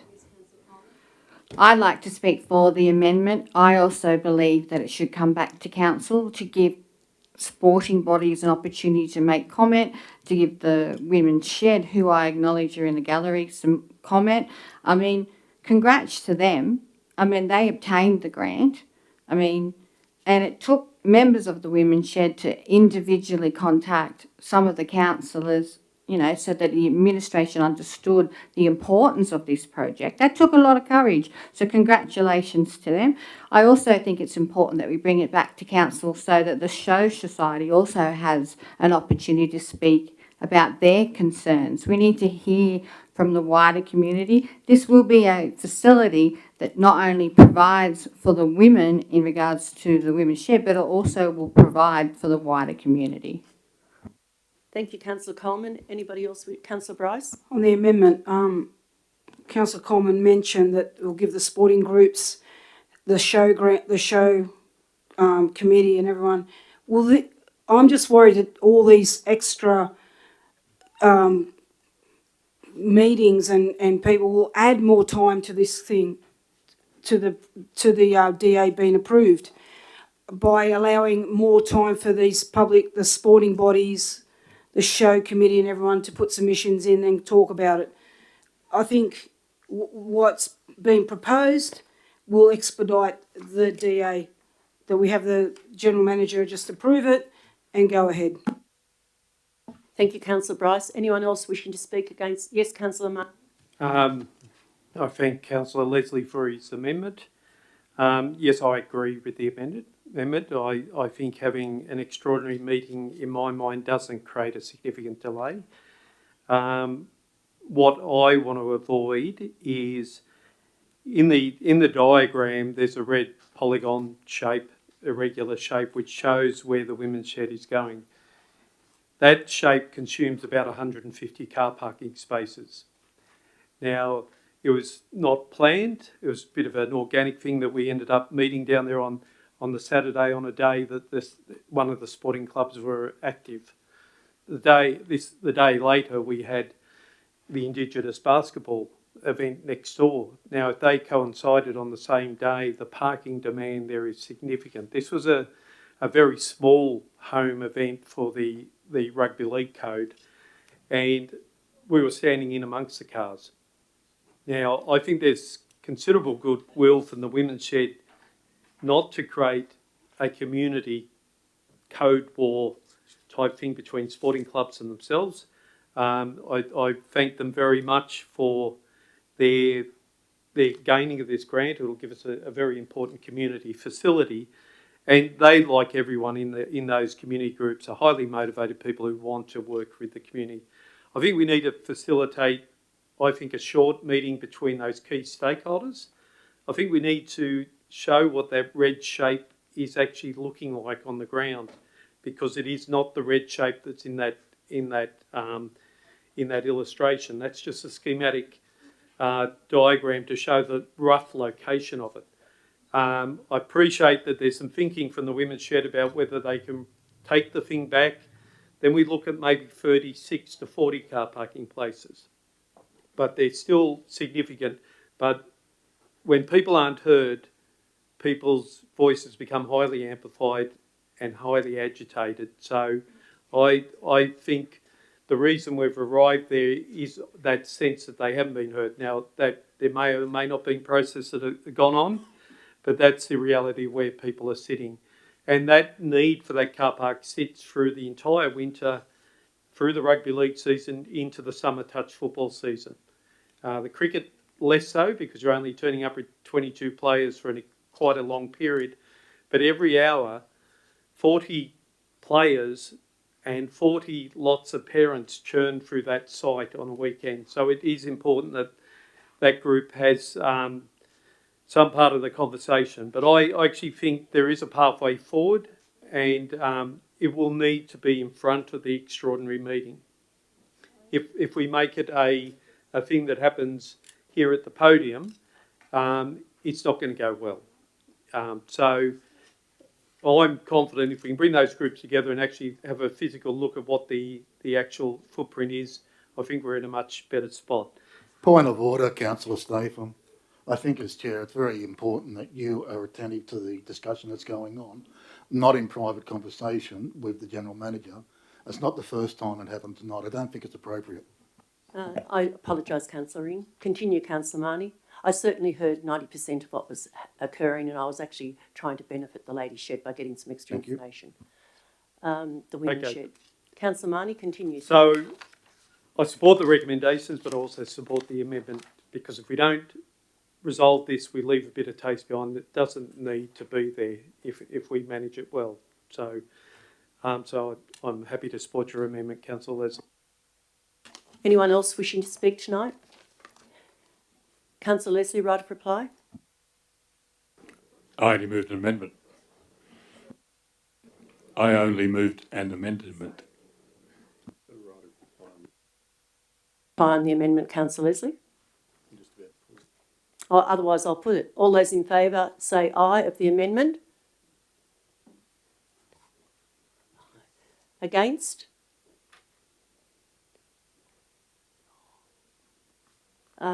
Amendment is now becomes a motion. All those in favour of the motion, the original motion? No, the amendment. The amendment, I beg your pardon. All those in favour of the amendment? Carried, thank you.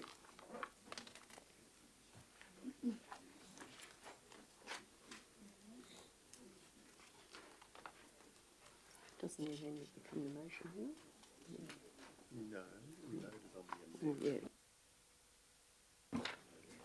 Mayor Statham, I'd like to move the next item with an amendment, please. Our next item this evening is 10.1.2, People and Services General Report. Just need to wait for council then. Councillor O'Connor has exited the room, declared an interest, a pecuniary interest.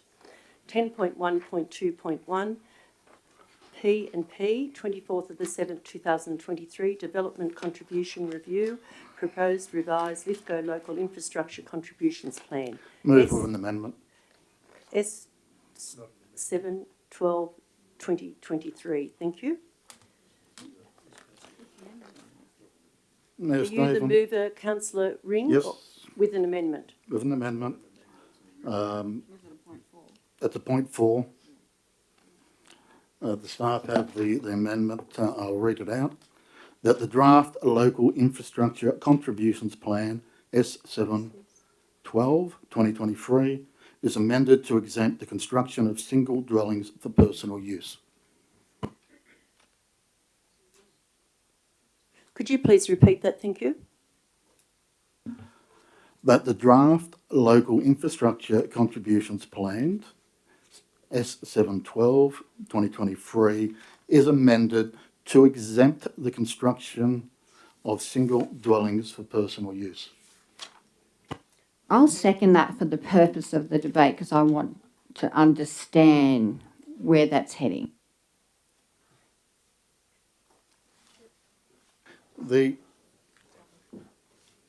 I was going to oppose this for a number of reasons, but I believe this gives me a happy halfway place. This is the former Section 94 charges. It's now the Section 712 under the Act. Neither Orange nor Bathurst apply these charges. They apply Section 711 only. Now, the reason I'm asking to exempt single dwellings made by basically a family is that the cost of constructing a house in this council area compared to Bathurst is approximately $7,000 to $10,000 more. I have a problem with that. We want to grow our economy. We want to encourage people to come and live here, yet we have a cost on them which makes it prohibitive. I believe in exempting a single house that's built by a couple or an individual to be lived in and to be used is not an unreasonable request. And I think it's probably the best way of moving this forward.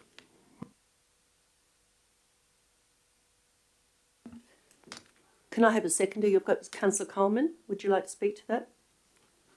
Yeah, I would.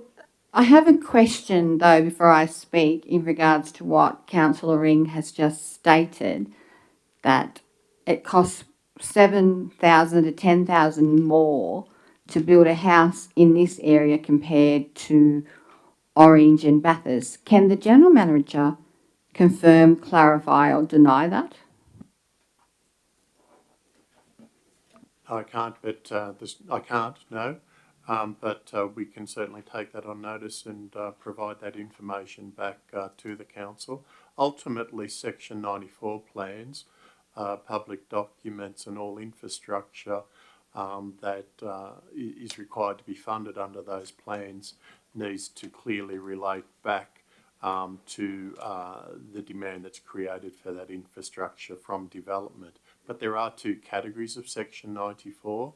In our case, because we don't have the tighter urban footprint and the same proportion and consistent volumes of development application, the model that this council uses is a percentage of the value of the development rather than a particular formula and the like.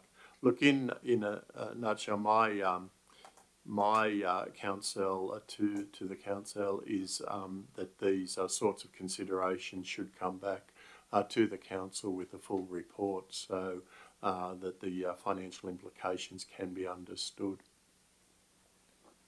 Thank you, Mr. General Manager. Are you satisfied with that, Councillor Coleman? I am. I'll just state that development contribution means money. We need to say things simply. It means fees. So at first I was going to not vote for this either, but I changed my mind when I read further that this was going to go out to public expedition, and I'm concerned that the community won't contribute to submissions, but I hope that they do. The amendment is middle ground, and I truly encourage the Lithgow community to take a vested interest in this. So, I will support this because this is middle ground. This is protecting the mum and dads who want to build.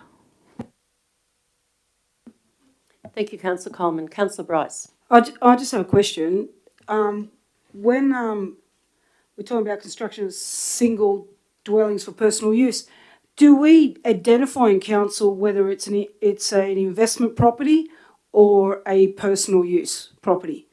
Because if we're talking about investment properties that people are building to rent out, they're exempt for that, but do we have a way of identifying that in council when the plans come in, when the DA comes in?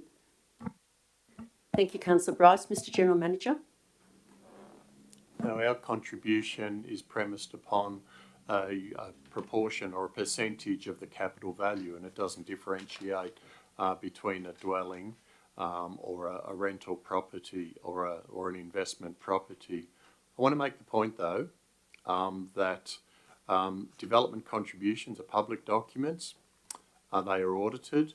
They need to comply with statutory procedures, and what they do is they source the appropriate contributions from those people who create a demand for services.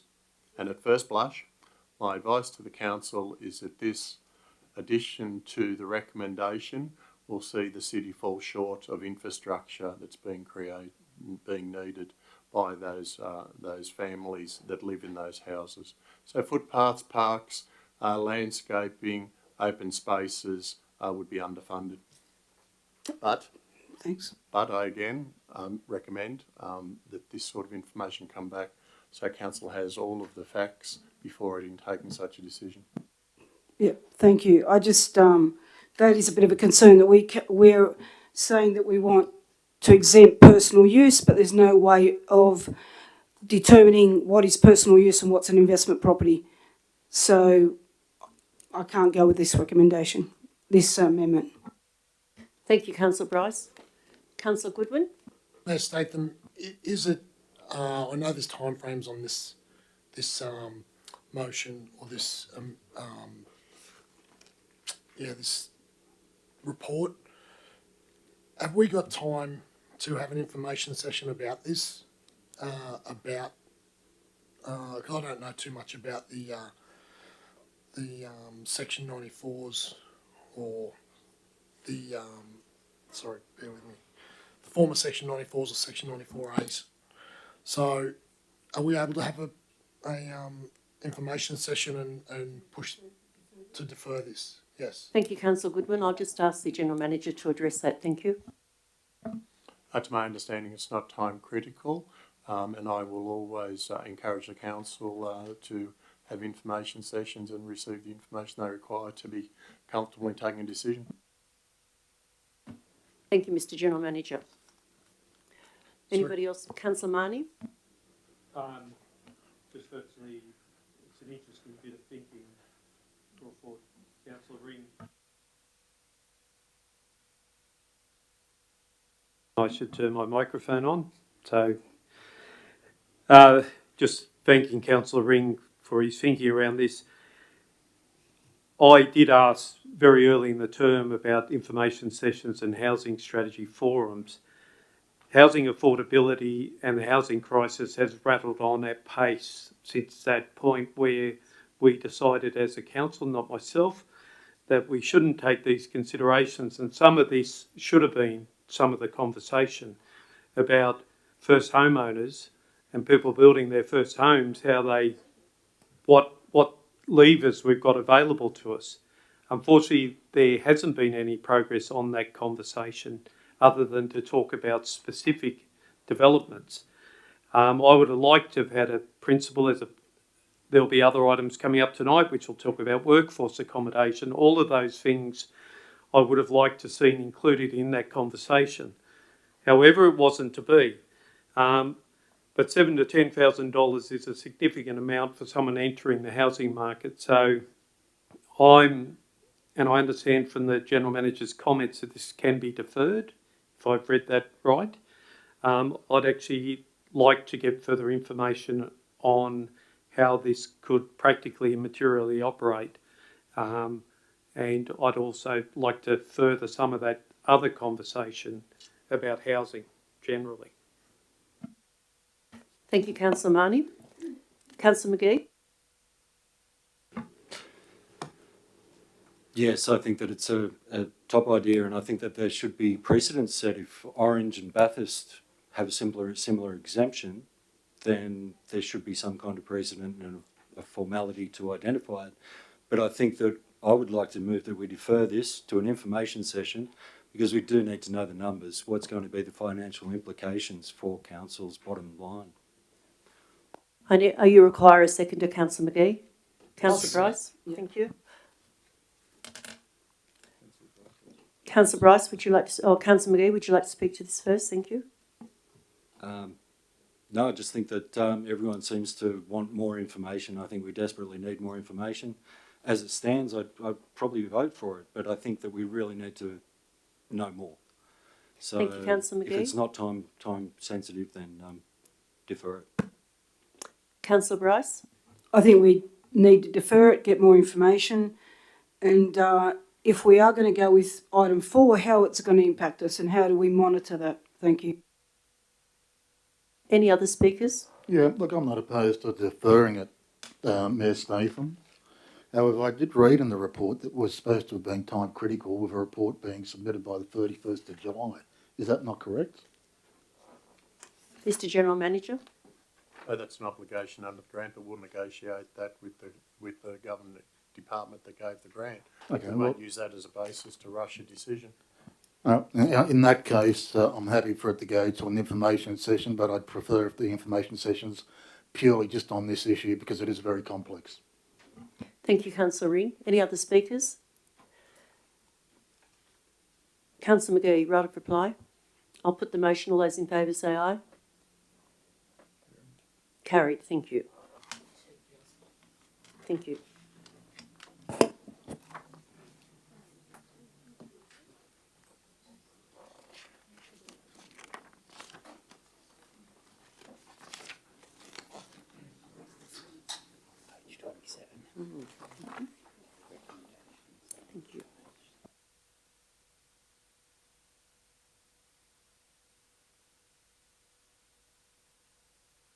We have Councillor O'Connor now in the chambers. Thank you.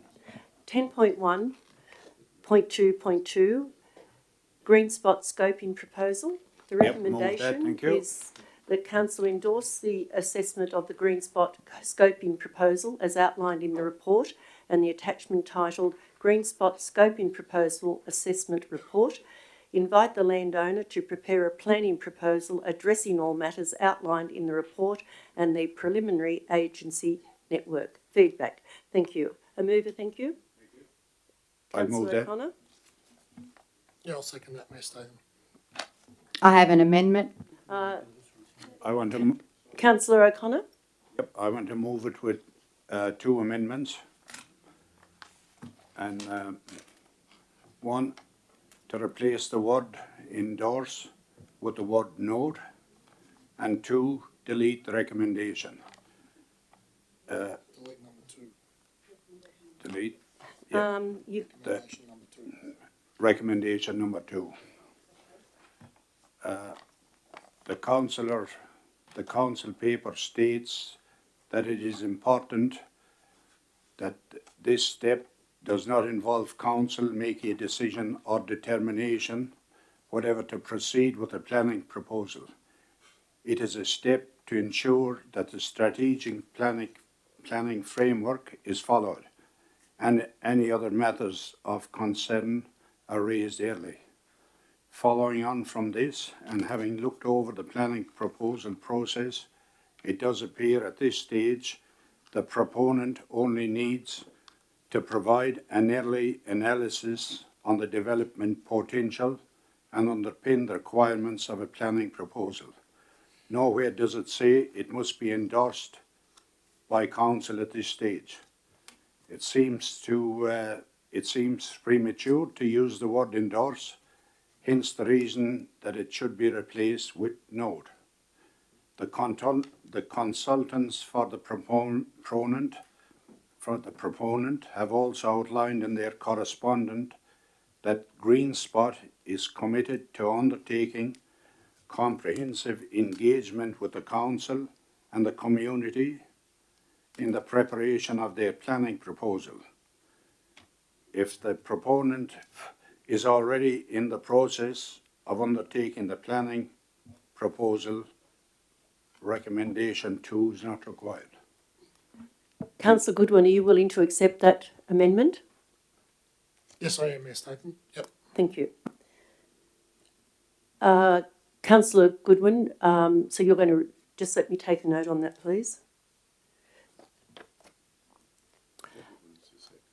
Yes, so Councillor O'Connor, would you like to?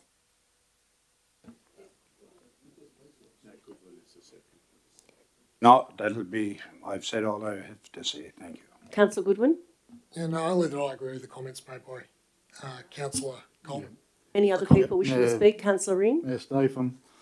I spent a fair bit of time looking at this. The local environmental plan making guidelines, September 22, makes it clear on page 19 that pre-lodgement, which is effectively what the scoping document is not a legislative requirement, and a proponent could just as easily submit a planning proposal and bypass this stage. It's not a very smart way to go when you have a complex issue. Now, based on that, I sought advice from the Senior Planning Officer from the Department of Planning and Environment, and they clarified this for me, in that along with consulting of other agencies, consulting and seeking the viewpoints of councillors at scoping stage would assist council staff in the consideration of the scoping report and providing advice to the proponent on proceeding to planning proposal. But at this stage, I'm not being asked my views on this. I'm being asked, or was being asked, to endorse an administration's view. And there are a number of issues in that I don't agree with. I think at this stage, what is being done is very important. The scoping document's there. It's been put out to a number of agencies. Council's put it. Now, the proponent will prepare a planning proposal, will address that, and the guidelines actually provide avenues for resolution where the proponent is not happy with council's final decision. I think we'll let the process run. I have supported the Wang project since Neil Shremby first came on the scene. I continue to see it as a linchpin to the economic development of our community. Thank you. Any other speakers? Thank you. Mayor, if I may. Councillor Coleman. I did have an amendment, but this one's better. So I congratulate Councillor O'Connor for bringing it forward. This proposal could accommodate, up to 4,500 jobs and between 600 and 800 dwellings. I see this project as a priority for this community. I do understand that if we endorsed it, that we would have locked in the developer, we would have locked in ourselves into a position that basically greatly concerns me. And we're not. We're going to note it, which I think is beneficial. I would like to acknowledge GreenSpot for being a good corporate citizen. We've had our differences in the past, but credit where credit is due, and I thank you. In the report, it mentions GreenSpot provide an area for temporary gas transfer area and a vehicle to service Emirates. They should be acknowledged for that. They also loaned the council a 4-wheel drive vehicle for use in convoying of residents out of the Vulcan Valley. They should also be acknowledged for that. And there's other things that they've done in the report, but I won't go into that detail. And I think we can grant them some flexibility in regards to this proposal, which all I see is a benefit to the community. So yes, I will be supporting the amendment. Thank you, Councillor Coleman. Anyone else wishing to speak? Councillor McGee? Yes, good thing to see GreenSpot going forward at Wallerawang. It's a good thing. I totally support the amendment. I think it makes sense. We need to support flexibility for all people in this area, especially big business and the future. Thank you, Councillor McGee. No other people wishing to speak? I'll put to Councillor I'll just speak briefly. Look, I've become a little bit unclear what our role is here, but I support the amendment in some way. There are lots of principles I'm very excited about in the proposal, and I'm careful around this notion of predetermination. So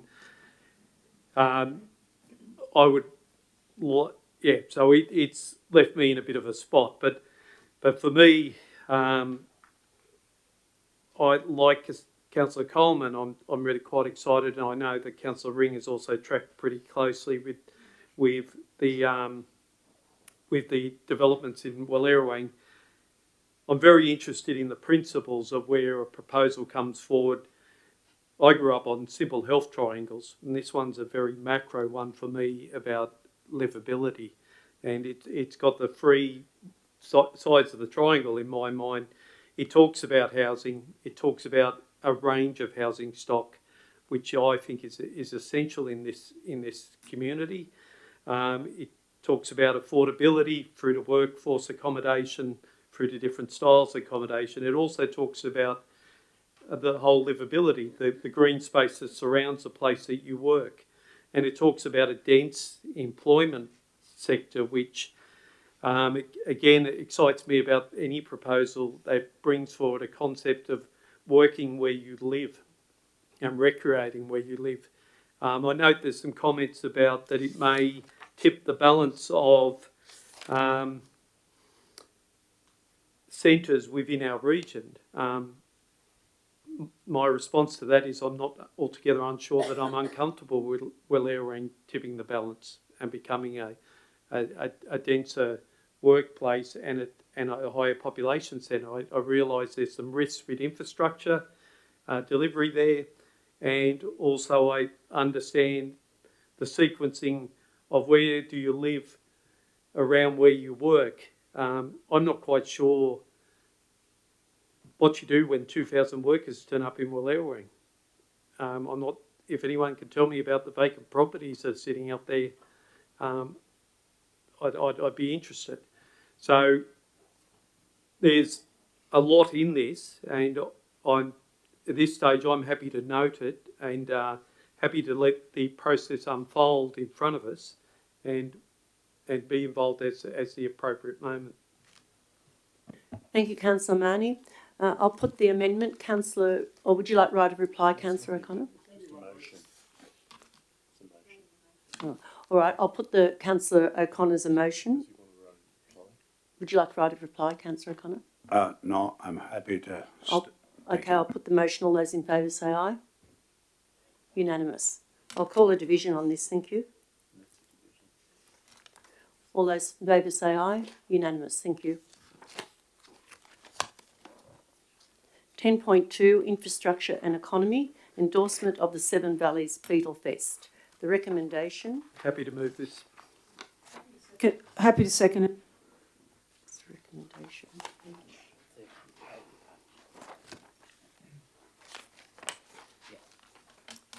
Who moved it? Councillor Marnie. Oh, it is. Councillor Marnie, would you like to speak to that? Thank you. Thank you. Look, firstly, I'd like to thank the proponents of it. It's exactly what our community needs, is a series of annual festivals. So very happy to get behind this.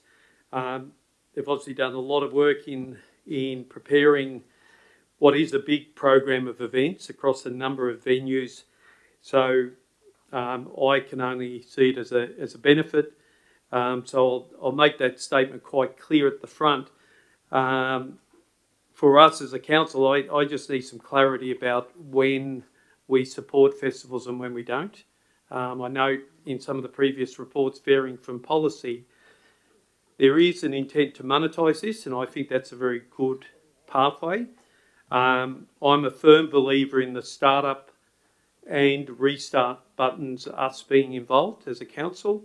But I've found on other occasions there was quite clear statements made to me that if something has a commercial component to it, we can't put public money to it, which I stood against, noting that Bluesfest got about $2 million of federal government RISE funding in what is one of the most successful and commercial festivals. So I would like to be clear on what our support is when we are looking at supporting festivals in their startup stage or their restart phase. So I don't want to colour this report too much with that, but it is an observation that's come out of this.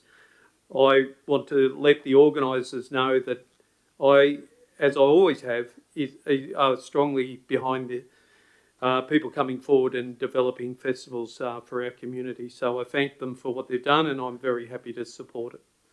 Thank you, Councillor Marnie. Councillor Bryce. This is a very exciting festival in the fact that it not only promotes Lithgow, but Wang and Portland will also be included in the festival. The fact that there would be buses to transport people to different locations.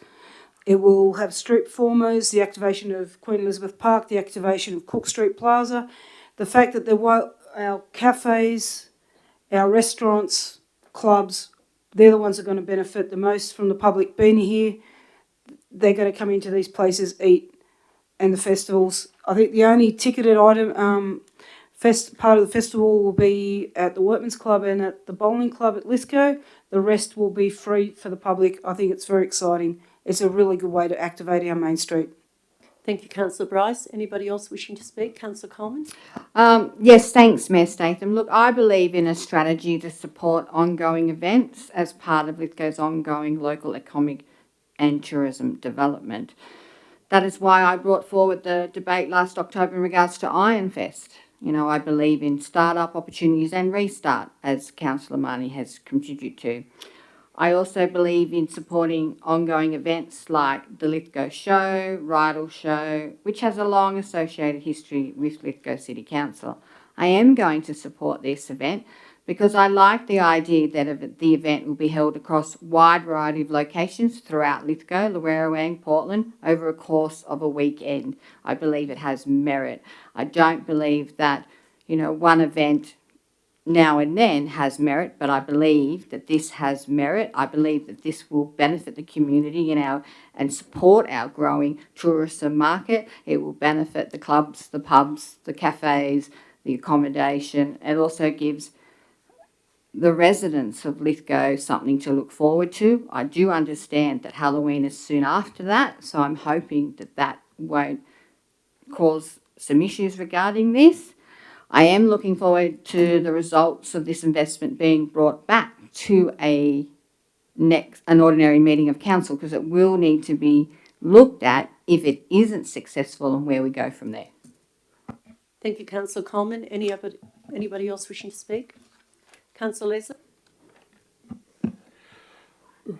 Thank you, Mr. Nathan. One of the major criticisms that I've had of Lithgow is that restaurants and cafes aren't open on the weekends. Yeah, people come here and they can get to, and they're looking for a place to eat, and really there's nothing. Now, I would hope that with an event like this, that there will be advice that these are on, and people will be asked and advised, and that it's economically worthwhile for the owners to open their restaurants. I don't think this will work, but I won't vote against it just because because that's the way I feel. But my view is that what we really want is events where people come and stay. Yeah. In 2017, we had the gemology. I think that's how it was. The gemology exhibition at the showground. People came and visitors and exhibitors came from all over Australia, and they stayed for a week. Has anyone on council inquired if they will come back? I understand it's on a 7-year rotation around Australia. But they're the ideal ones because people come, they're there, and over the whole week, people come to watch it and stay. Personally, I think we're better off running tournaments, such as, now this is a hobby horse of mine, such as bridge tournaments or backgammon. These tournaments can run for several days, and often only one person is an enthusiast in the game, whilst others in the party will go off and explore the area. We have plenty of room here. The big conferences, the Australian Bridge Federation, for example, has many conferences around the place, and they get 200-300 couples, team members, who come, and they stay. I think that's a better approach. But let's see how it goes. We do need to investigate these things. If they work, by all means. On the whole, though, I think this one is just trying to steal ideas from other cities and towns around our region, and I think it looks a bit second-hand to me. Yeah. Thank you, Councillor Leslie. Councillor Ring? Look, I was originally going to oppose this tonight, but listening to the councillors speak, I will support it because I would like to see a formal report come back to council to determine whether or not council's investment in this type of event is viable and worthwhile. It's very easy to dismiss what Councillor Leslie was saying, nothing personal, but he does make valid points about the groups he's talking about. I would imagine they'd be older people, they would spend more in some respects. I think that's worth exploring. I think this allows us to move forward and determine what would be appropriate and to have a better strategic plan in terms of event management. What do we need? What's it going to give? And that needs to apply to every event we do, including Halloween and including Lithgow. They all have to bring back a return to this community and the economy. Otherwise, it's a waste of money. We're not here to provide parties. Thank you, Councillor Ring. Councillor McGee. Yes, I think it's a fantastic idea. I was very impressed by the presentation made by the people organising it. I thought they were on the money. What they are asking for is very reasonable, I do feel. It's explained very clearly how they wish to put that money to work to make this event work in the absence of a bridge tournament or anything like that. You know, I think we have to assess each thing on its merits, is the way that we seem to be doing it at the moment. And that is the best way. And with this, the merits are certainly there. If it's half as good as the proponents have put forward, it will be a fantastic thing for Lithgow. It runs over 3 days with free events. The majority of it is free events. And buses supplied, free transport.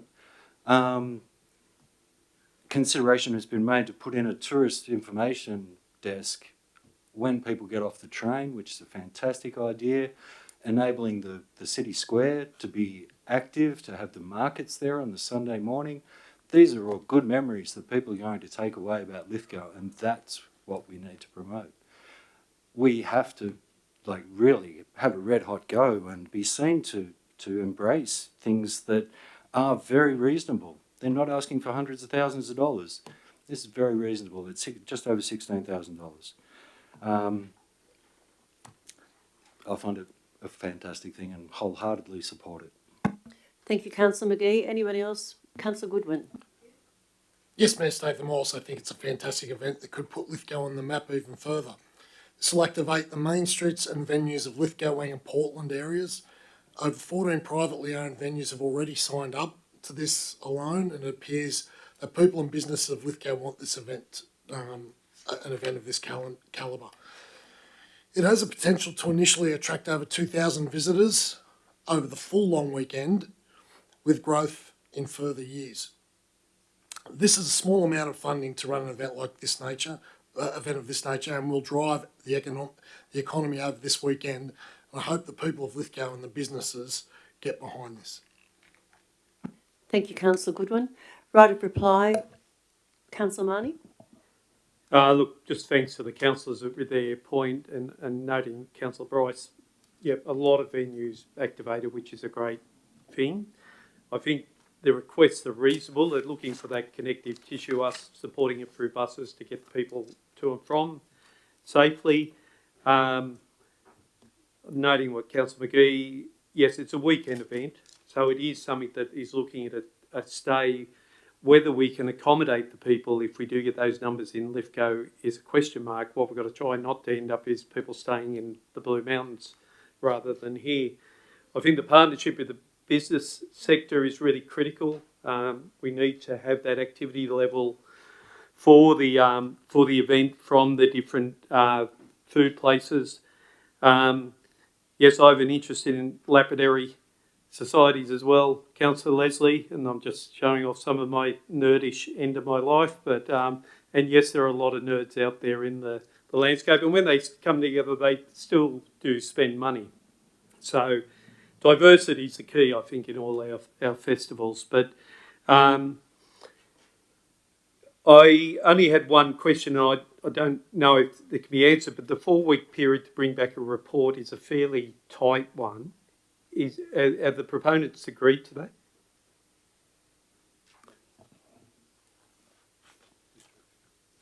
Mr Edgecombe, thank you. Through you, Mayor Statham, I think that timeframe is fairly reasonable. It's important that the information presented to the council is contemporary and fresh in our minds so that we can consider the merits for continuation of support in future years. All right, thank you. Thank you, Mr Edgecombe and Councillor Marnie. I'll put the motion. All those in favour say aye. Against, carried. Thank you. 10.3, water, wastewater and waste, the Cullumbullen Sewerage Scheme. The recommendation is to approve the variations of the engagement with SNG Engineering Proprietary Limited as per the report to bring the total cost of the contract to $4,386,702 ex-GST. Delegate authority to the General Manager to vary the purchase order for SNG Engineering Proprietary Limited in accordance with point 1 Approve a variation to the project 300034 Cullumball and Sewerage Scheme budget to bring the revised project budget to $7,200,000 with the additional $400,000 to be funded from the sewer reserve. Have a mover for this, Yeah, I'll please, move it. Councillor Bryce. I'll second it. Thank you, Councillor Ring. Councillor Bryce. I drive past this project every day, maybe 3 or 4 times a day. It's on the road into work. The only thing I'd like to note is I'm fully approving of the extra money. They have also had some savings. The overhead power lines not being moved, and now the whole project there's some changes due to that. Is that correct? Is that what I'm reading? Thank you, Councillor Bryce. Mr. Trapp, thank you. Through you, Ms. Statham. So yeah, that's correct at this stage. The designs were with Endeavour Energy. The level 3 designs have been submitted, but it's a pretty timely process. So we've had to keep the project moving along. We've had to shift the location of the plant, and later on those overhead power lines will be moved or repositioned to a more suitable position. Thanks. Thank you, Mr. Trapp. Thank you, Councillor Bryce. Yep, I'd just like to, we want this project moving. We want the community out there to get this finished. Do we have a finish date for this project the way it's going? That's the last question. Mr. Trapp. Through you, Ms. Statham. At this stage, we're looking to commission all the reticulation and the drainage at individual dwellings in October. So it'll take up the month of October, so we'll have the system up and running at that point in time, and then we'll get into commissioning in November, December, that sort of time frame. So towards the end of this calendar year, we'll have the project up and running and pretty much operational. Thank you, Mr. Trapp. Thank you. Thank you, Councillor Bryce. Councillor Ring. Well, the only thing I want to know is when it's going to be finished. It's been going on for a long time. I understand that you have variations in projects. I can't say that I'm overly happy with the amounts, but I'd like to see the project finished. So I'm more than happy to hold the administration to account on the timeline. Thank you, Councillor Ring. Anyone else wishing to speak on this? If no dissent, I'll put the motion. All those in favour say aye. Against? Carried. Thank you.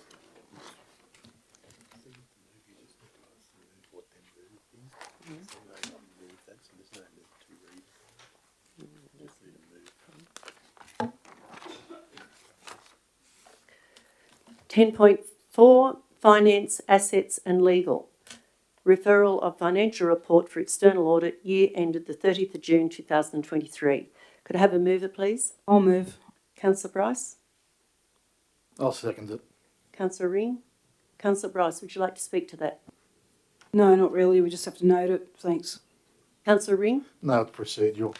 Just note it. I'll put the motion. All those in favour say aye. Carried. Thank you. 10.4.2 Investment Report June 2023. Happy to second. Sorry, who we moved it? It's Councillor.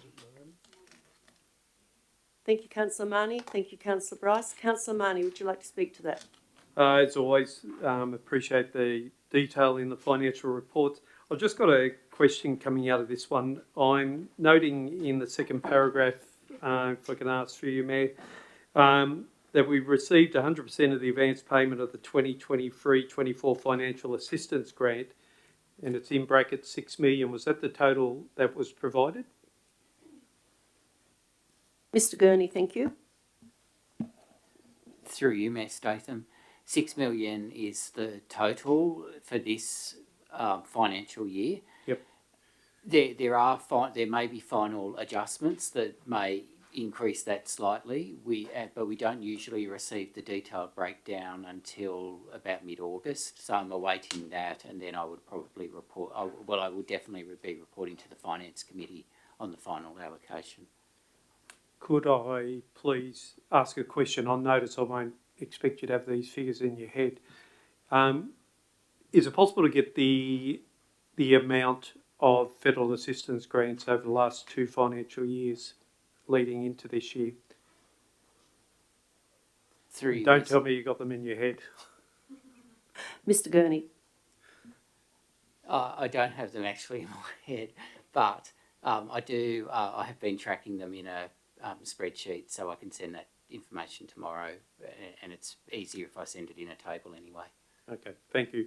I'm just interested in the conversation around percentages of the federal assistance grant as a percentage of tax. So we might be getting a lower percentage, but maybe getting higher amounts of money because the tax volume has increased. So I'm just seeking to better understand that process, so I understand some of the lobbying that's going on for increasing the percentage. Other than that, I'm thankful for the report, and I've got nothing else to say on that. Thank you, Mr Gurney and Councillor Marnie. Anybody else wishing to speak? If there's no other speakers, right of reply, Councillor Marnie? No, thank you. I'll put the motion. All those in favour say aye. Unanimous, thank you.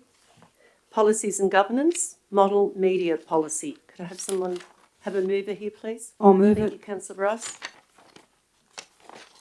Have a seconder, thank you. I'll second it. Thank you, Councillor Goodwin. Councillor Bryce. I just want to go with the recommendation, thanks. Thank you, Councillor Goodwin. Yeah, I agree. I don't need to say anything. Any dissent on this? Yeah. Councillor Ring? Look, I don't support the document as it stands. I think it fails to adequately address the issue of state records and what a state record is for a councillor. So until such time as I see a document which adequately addresses that, I will not support it. Thank you, Councillor Ring. Councillor Coleman? Yeah, I won't be voting for this. The Office of Local Government for New South Wales released this document, which, by the way, adoption is not compulsory, in December 2022. March 2023 saw a new state government elected. So as far as I'm concerned, this document is already out of date. I didn't vote for the policy 9.12 media and social media policy before. I'm definitely not voting for a policy that limits my ability to speak freely as an elected community councillor. Even in the report, it states that the model media policy acknowledges that a member of the governing body and as a representative of the community, councillors are free to express their personal views to the media. So I'm baffled as to why this policy is even in front of us. However, but then when you read further, it tells us that elected officials must not do this, must not do that when engaging with the media. Well, the last I checked, we live in a democracy with a freedom of press. I'm not voting for this. Thank you, Councillor Coleman. Anyone else wishing to speak? Councillor Leslie? Yes, I have an amendment. I'd like to move that points 1, 3, 4 and 5 of the recommendation be deleted. Can I have a seconder, please? Happy to second. Thank you, Councillor Marnie. And it's in speaking to it, Councillor Leslie. speaking to it broadly, both as Councillor Coleman said, adoption by council is not compulsory. The policy has been informed by advice by key New South Wales government agencies, including the Independent Commission Against Corruption, the Information and Privacy Commission, the State Archives and Records Authority, and Resilience New South Wales. They're all there at the bottom of page 49. But I'll just wait until I get the camera, because I find that sometimes I go to find out what I said and it's, oh, there it is, thank you. And I'm sorry that Councillor Goodsell's not here to defend me on that one. That was, for the record, I'd like to thank her for her past support on that. But I'll never support this motion until the Office of Local Government asks for a constitutional lawyer's opinion on how the rights to freedom of speech inherent in the Australian Constitution impact on this heavy-handed approach to shut down comment. So we have, the matter as far as I'm concerned is covered.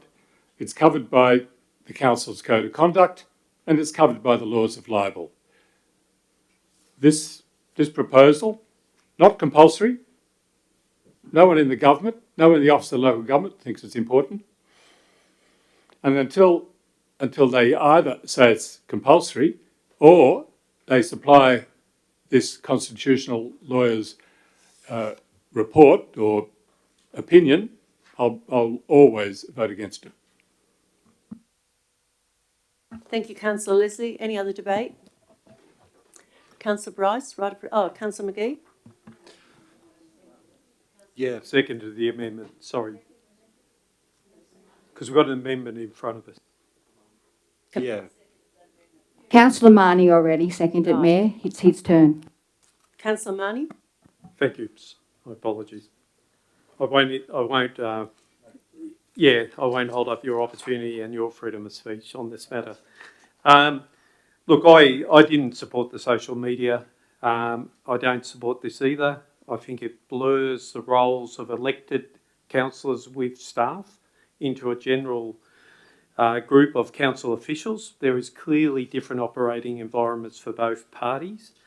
I also acknowledge that this isn't compulsory, that we need to bring it into play, and noting that by simply declaring myself as a member of the community, I can make any statement I wish, as long as it, as Councillor Leslie rightly points out, it doesn't create a defamatory or libel situation. I won't go through the whole conversation we had about the social media, but I will not support anything that reduces my ability to speak to the community.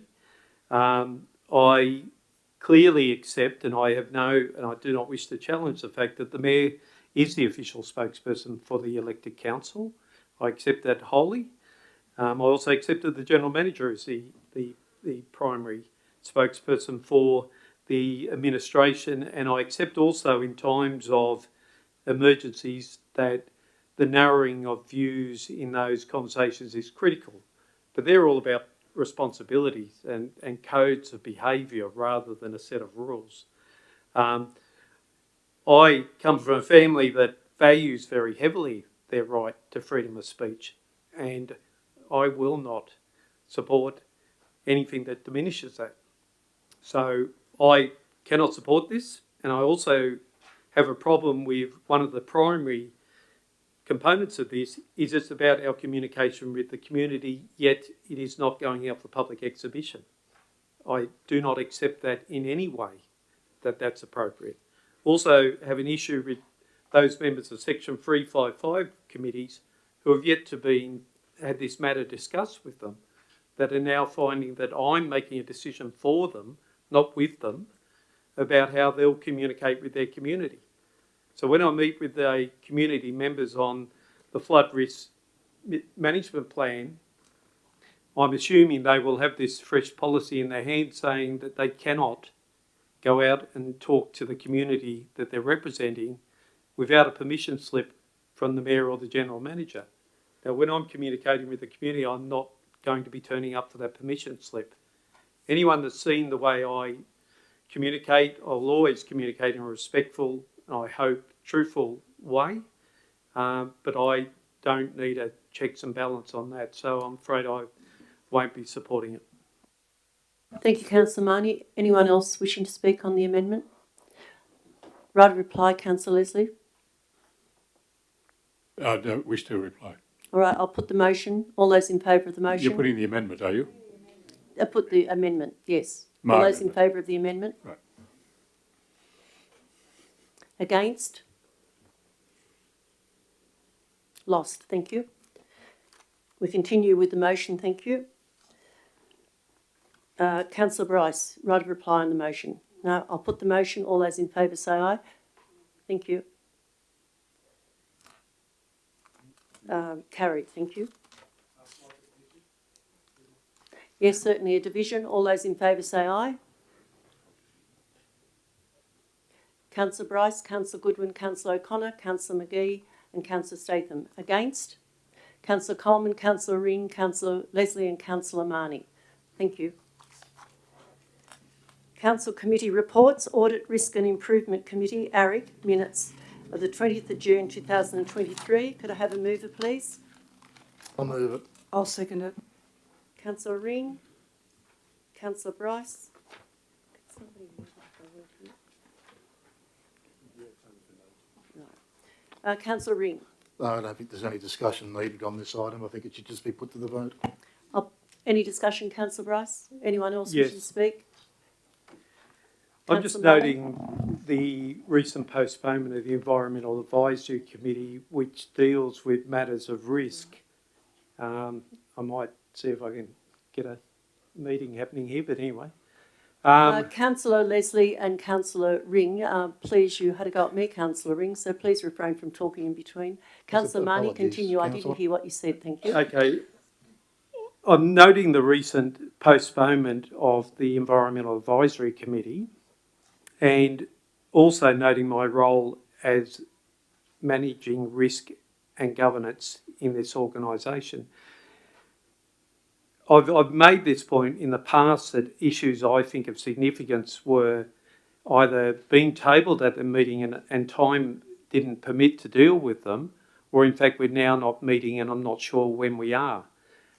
There was communications between committee members in regard to this matter. At the previous time, I've given advice to the council that my concerns are that these matters will now, in my view, be directed to the risk and governance in lieu of a timely response to them. So I find myself in the same position again. And so I'll go away and think about how to deal with these matters, but I'm concerned that my preference is to deal with matters in committee, and if they're of an escalated nature, to perhaps bring them to these, but failing having an option to go anywhere, I'd like some advice in regard to agenda items and how they're established on the risk and audit risk and improvement committee, or advice on when the committee will meet again, because I know there was all the members of the committee outside the council laws, myself excluded, actually proposed an alternate date and there was no response provided. So just to be quite clear, Councillor Marnie, you would like a date for the next environmental meeting or the next audit committee meeting? Both, because Both. I'll make decisions on which committee I should be referring matters to. Thank you, Councillor Marnie. Anyone else wishing to speak to this? If not, I'll put the motion. All those in favour say aye. Against? Carried. Thank you. Community Development Committee meeting, the 20th of June. Could I have a mover, please? I'll move it. Thank you, Councillor Bryce. I'm happy to second. Thank you, Councillor Coleman. Councillor Bryce? No, it's pretty self-explanatory in the notes. Councillor Coleman? Yeah, thanks, Mayor Statham. I note that there will be another round of financial assistance later in the year. 7,659 looks like it's the balance. Those who missed out, I mean, I didn't attend the meeting. I was unfortunate to get there. Unfortunately, I was unable to get there. Those who missed out, would they be contacted? Like, did we have anybody miss out, or will they be contacted? Will associations be contacted, or will it go out to, will it go out into the media that, it's now open? And when will it actually be happening?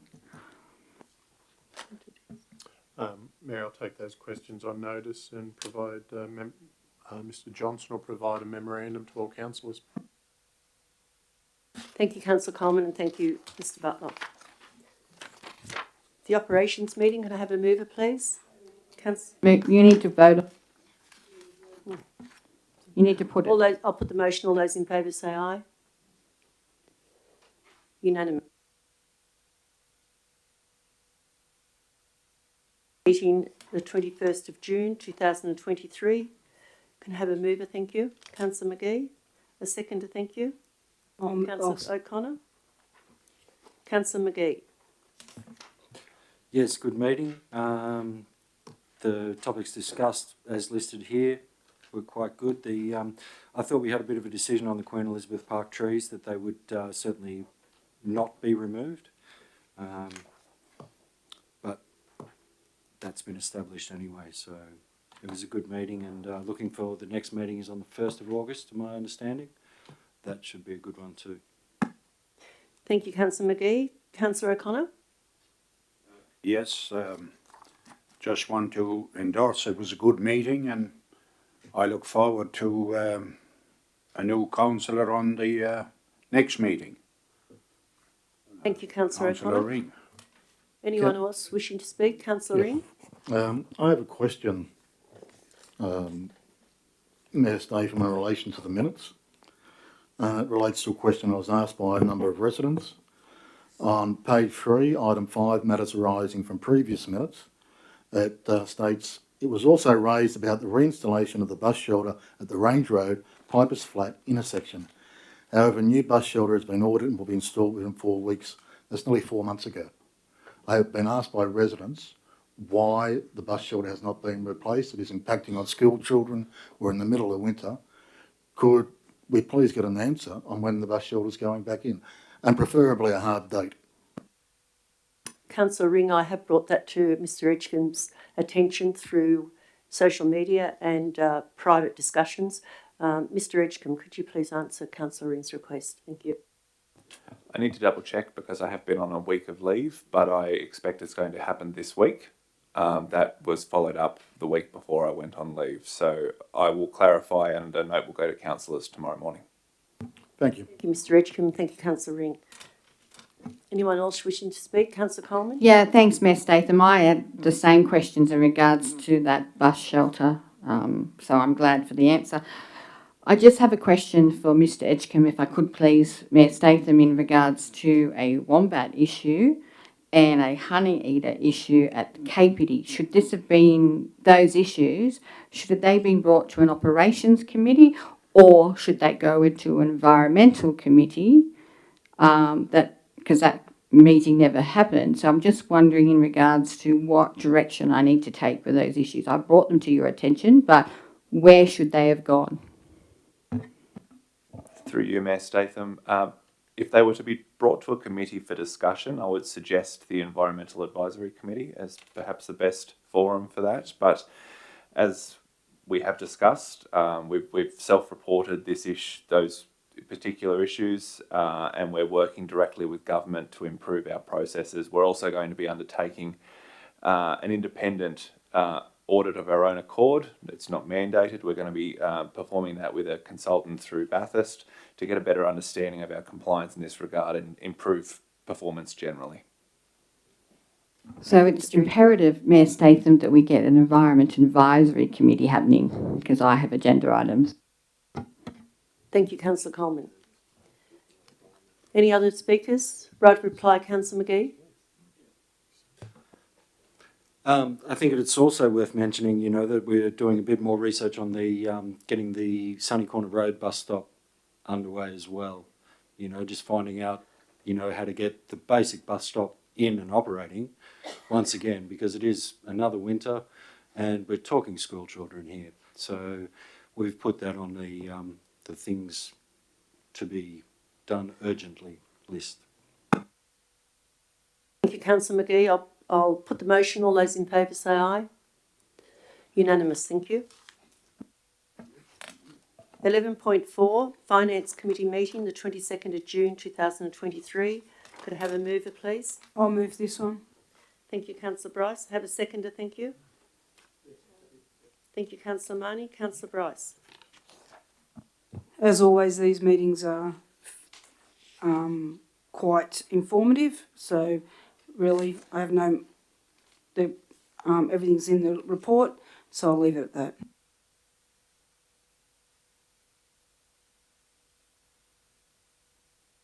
Is there anybody, any questions from councillors? Otherwise, I'll put the motion. Councillor Bryce, right of reply? No, I'll put the motion. All those in favour say aye. Unanimous, thank you. 11.5.1 S and E, TALC Committee meetings, the 6th of July 2023. Could I have a mover, please? I'm happy to move that, Madam Mayor. I'll second Leslie. it. Councillor Bryce. Thank you. Councillor Leslie, would you like to speak to that? Yes, there was an item in general business about the traffic study that is required for the women's shed. I was just wondering if that's been expedited. Mr Edgecombe, thank you. Through you, Mayor Statham, I'll take that on notice and I'll provide through a response tomorrow. Thank you, Mr Edgecombe. Thank you, Councillor Leslie. Anyone else wishing to speak? Just a quick question, if I may, Mayor. Yes, yes, Councillor Marnie. I don't know who can answer this, one of the committee members, but just the closures for that road system out in our western edge of our LGA. There's obviously been some communication with the residents there. Sorry, point 2, and I should have said that. Mount Horrible Road. Mount Horrible, Palmer Oakley and Dark Corner Road. Through you, Mayor Statham, it is a requirement of the event organisers that they undertake requisite consultation to those impacted, particularly residents. So, yeah, that will happen. Okay, thank you. Thank you, Mr Edgecombe. Thank you, Councillor Marnie. Councillor Leslie, right of reply? No. I'll put the motion. All those in favour say aye. Unanimous. Thank you. We do have a late report this evening, 11.6. Women's Advisory Committee minutes of the 11th of July 2023. I'll move. Councillor Bryce, have a seconder, thank you. But with an amendment, but... Have a seconder, thank you. I'm happy to, yeah, go on. Sorry, I missed who said that. I did, Councillor. You have an amendment, Councillor Coleman? Yes, thanks, Mayor Statham, but I think Councillor Bryce needs to speak first before, because she moved the original recommendation, and then Councillor Marnie, and then me. Can I defer till I hear the amendment? Yes, that's what I... Yeah, you might accept it, so you might like it. All right, so the amendment I want to put up is point 1 is how it stands, that the council note the minutes of the Women's Advisory Committee meeting held on the 11th of July. And then point 2, that we write to the current New South Wales Minister for Women, Jodie Harrison MP, for an updated New South Wales Government Women's Strategy. Councillor Bryce, are you willing to accept that? Yep. Thank you. Councillor Bryce. We went through the current strategy to identify opportunities to encourage fully and equal participation of Lithgow women and girls in the economy and community life. One of the suggestions, I think, was to have a forum to see how we can address the economic opportunities, advancements, health and wellbeing, and participation and empowerment. I think this really needs to be put together by this committee and so that we can understand how and what are the issues for women in our LGA. Thanks. Thank you, Councillor Bryce. Councillor Ring.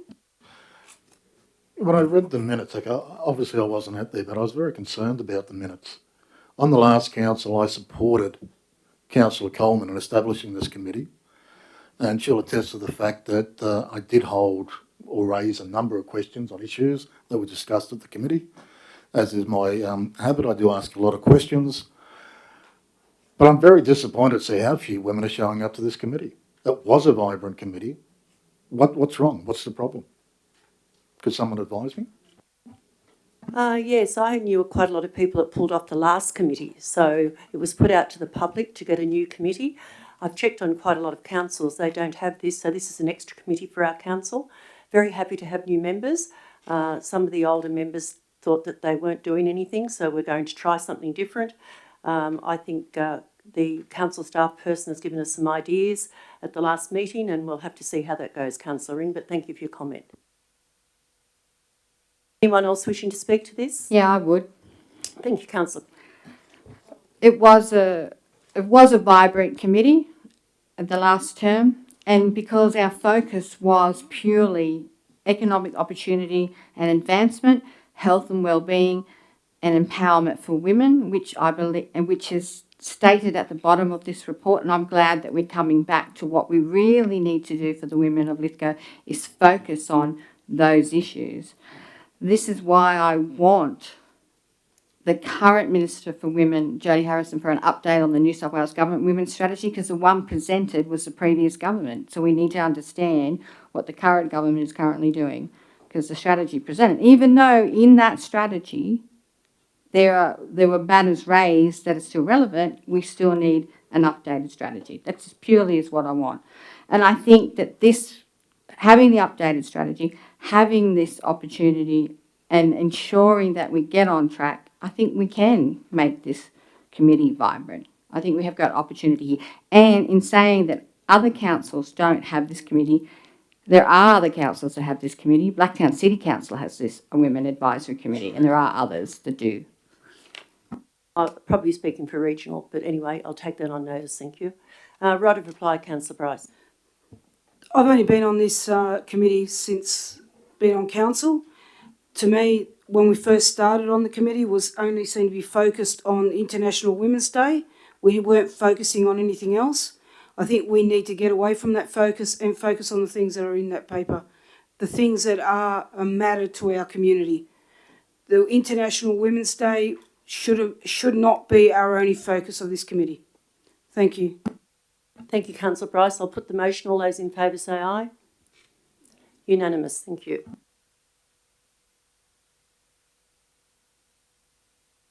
Are there any business of great urgency, councillors? Yes, Mayor Stephen, I have an item that I'd like to... Councillor Ring. Today I was again approached by members of the public asking why council has cancelled roadworks in the community and allegations that contractors are owed millions of dollars. I raised this with the General Manager on the 17th. He responded. On the 19th, he sent out an email. But I think in terms of consumer confidence, we need to discuss this on an open council. If there isn't a problem, and from the advice that we have received, I agree there probably isn't, but I think we need to put it to bed, and the only way we can do that is in open council. Thank you for addressing that, Councillor Ring. That matter has been brought to my attention last week, and I delivered my information to the General Manager and Mr Edgecombe, so I won't take it as a matter of great urgency. It has had plenty of talk back over the last week, as late as tonight.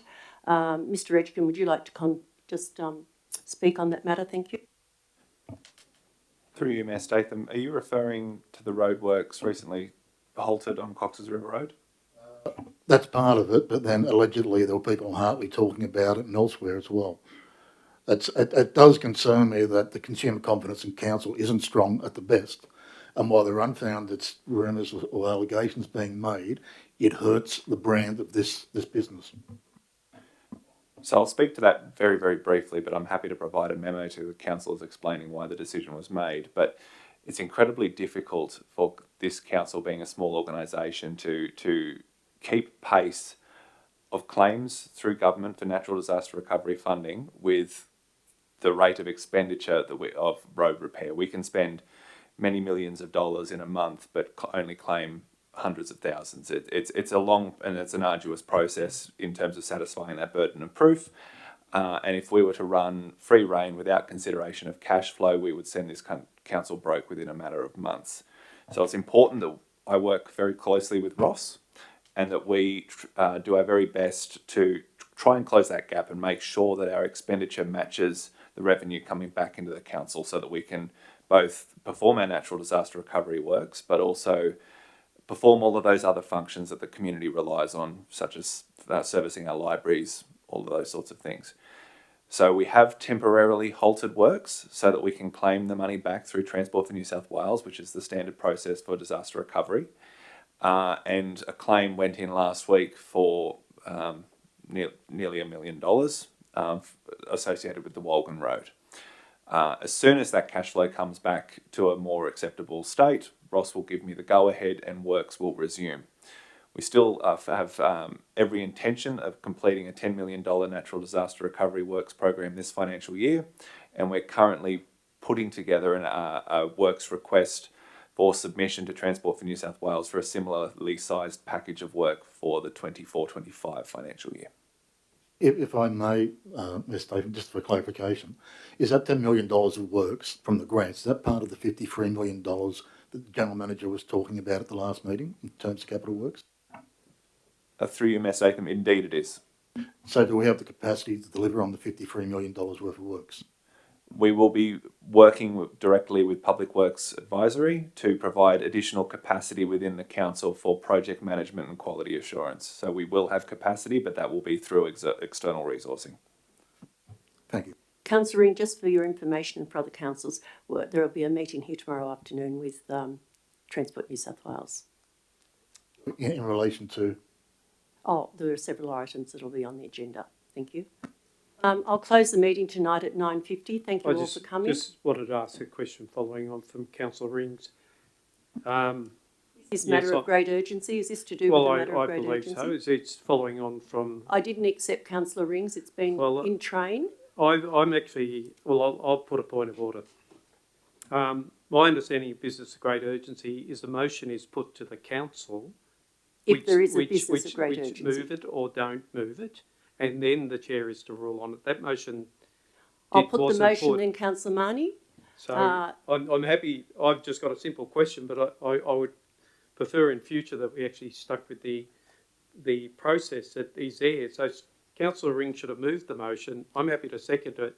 We can talk to it, and a decision is made by the council, and then it goes to the chair for a ruling. So no, sorry, the decision is purely made by the chair. It's in our business papers. Made in point A motion is passed to have the business transacted at the meeting. That's I'm overruling the point of order because I've been very generous tonight to actually allow Councillor Ring, and I don't blame Councillor Ring. I understand and respect that Councillor Ring has asked an important matter, but that important matter, Councillor Marnie, has gone to the right departments at least a week ago, so it's not an emergency matter. But I'll put the motion. All those in favour of Councillor Ring, if you'd like to move that motion, because I'm not going to... It's not a matter of a great urgency. We're finding ourselves talking at cross purposes here. There's a procedure that needed to be followed. It wasn't followed. You've made a ruling as the chair. That's fine. I had a simple question I was going to put, but I'll put it to Mr Edgecombe tomorrow. That's it. All right. Thank you, Councillor Marnie.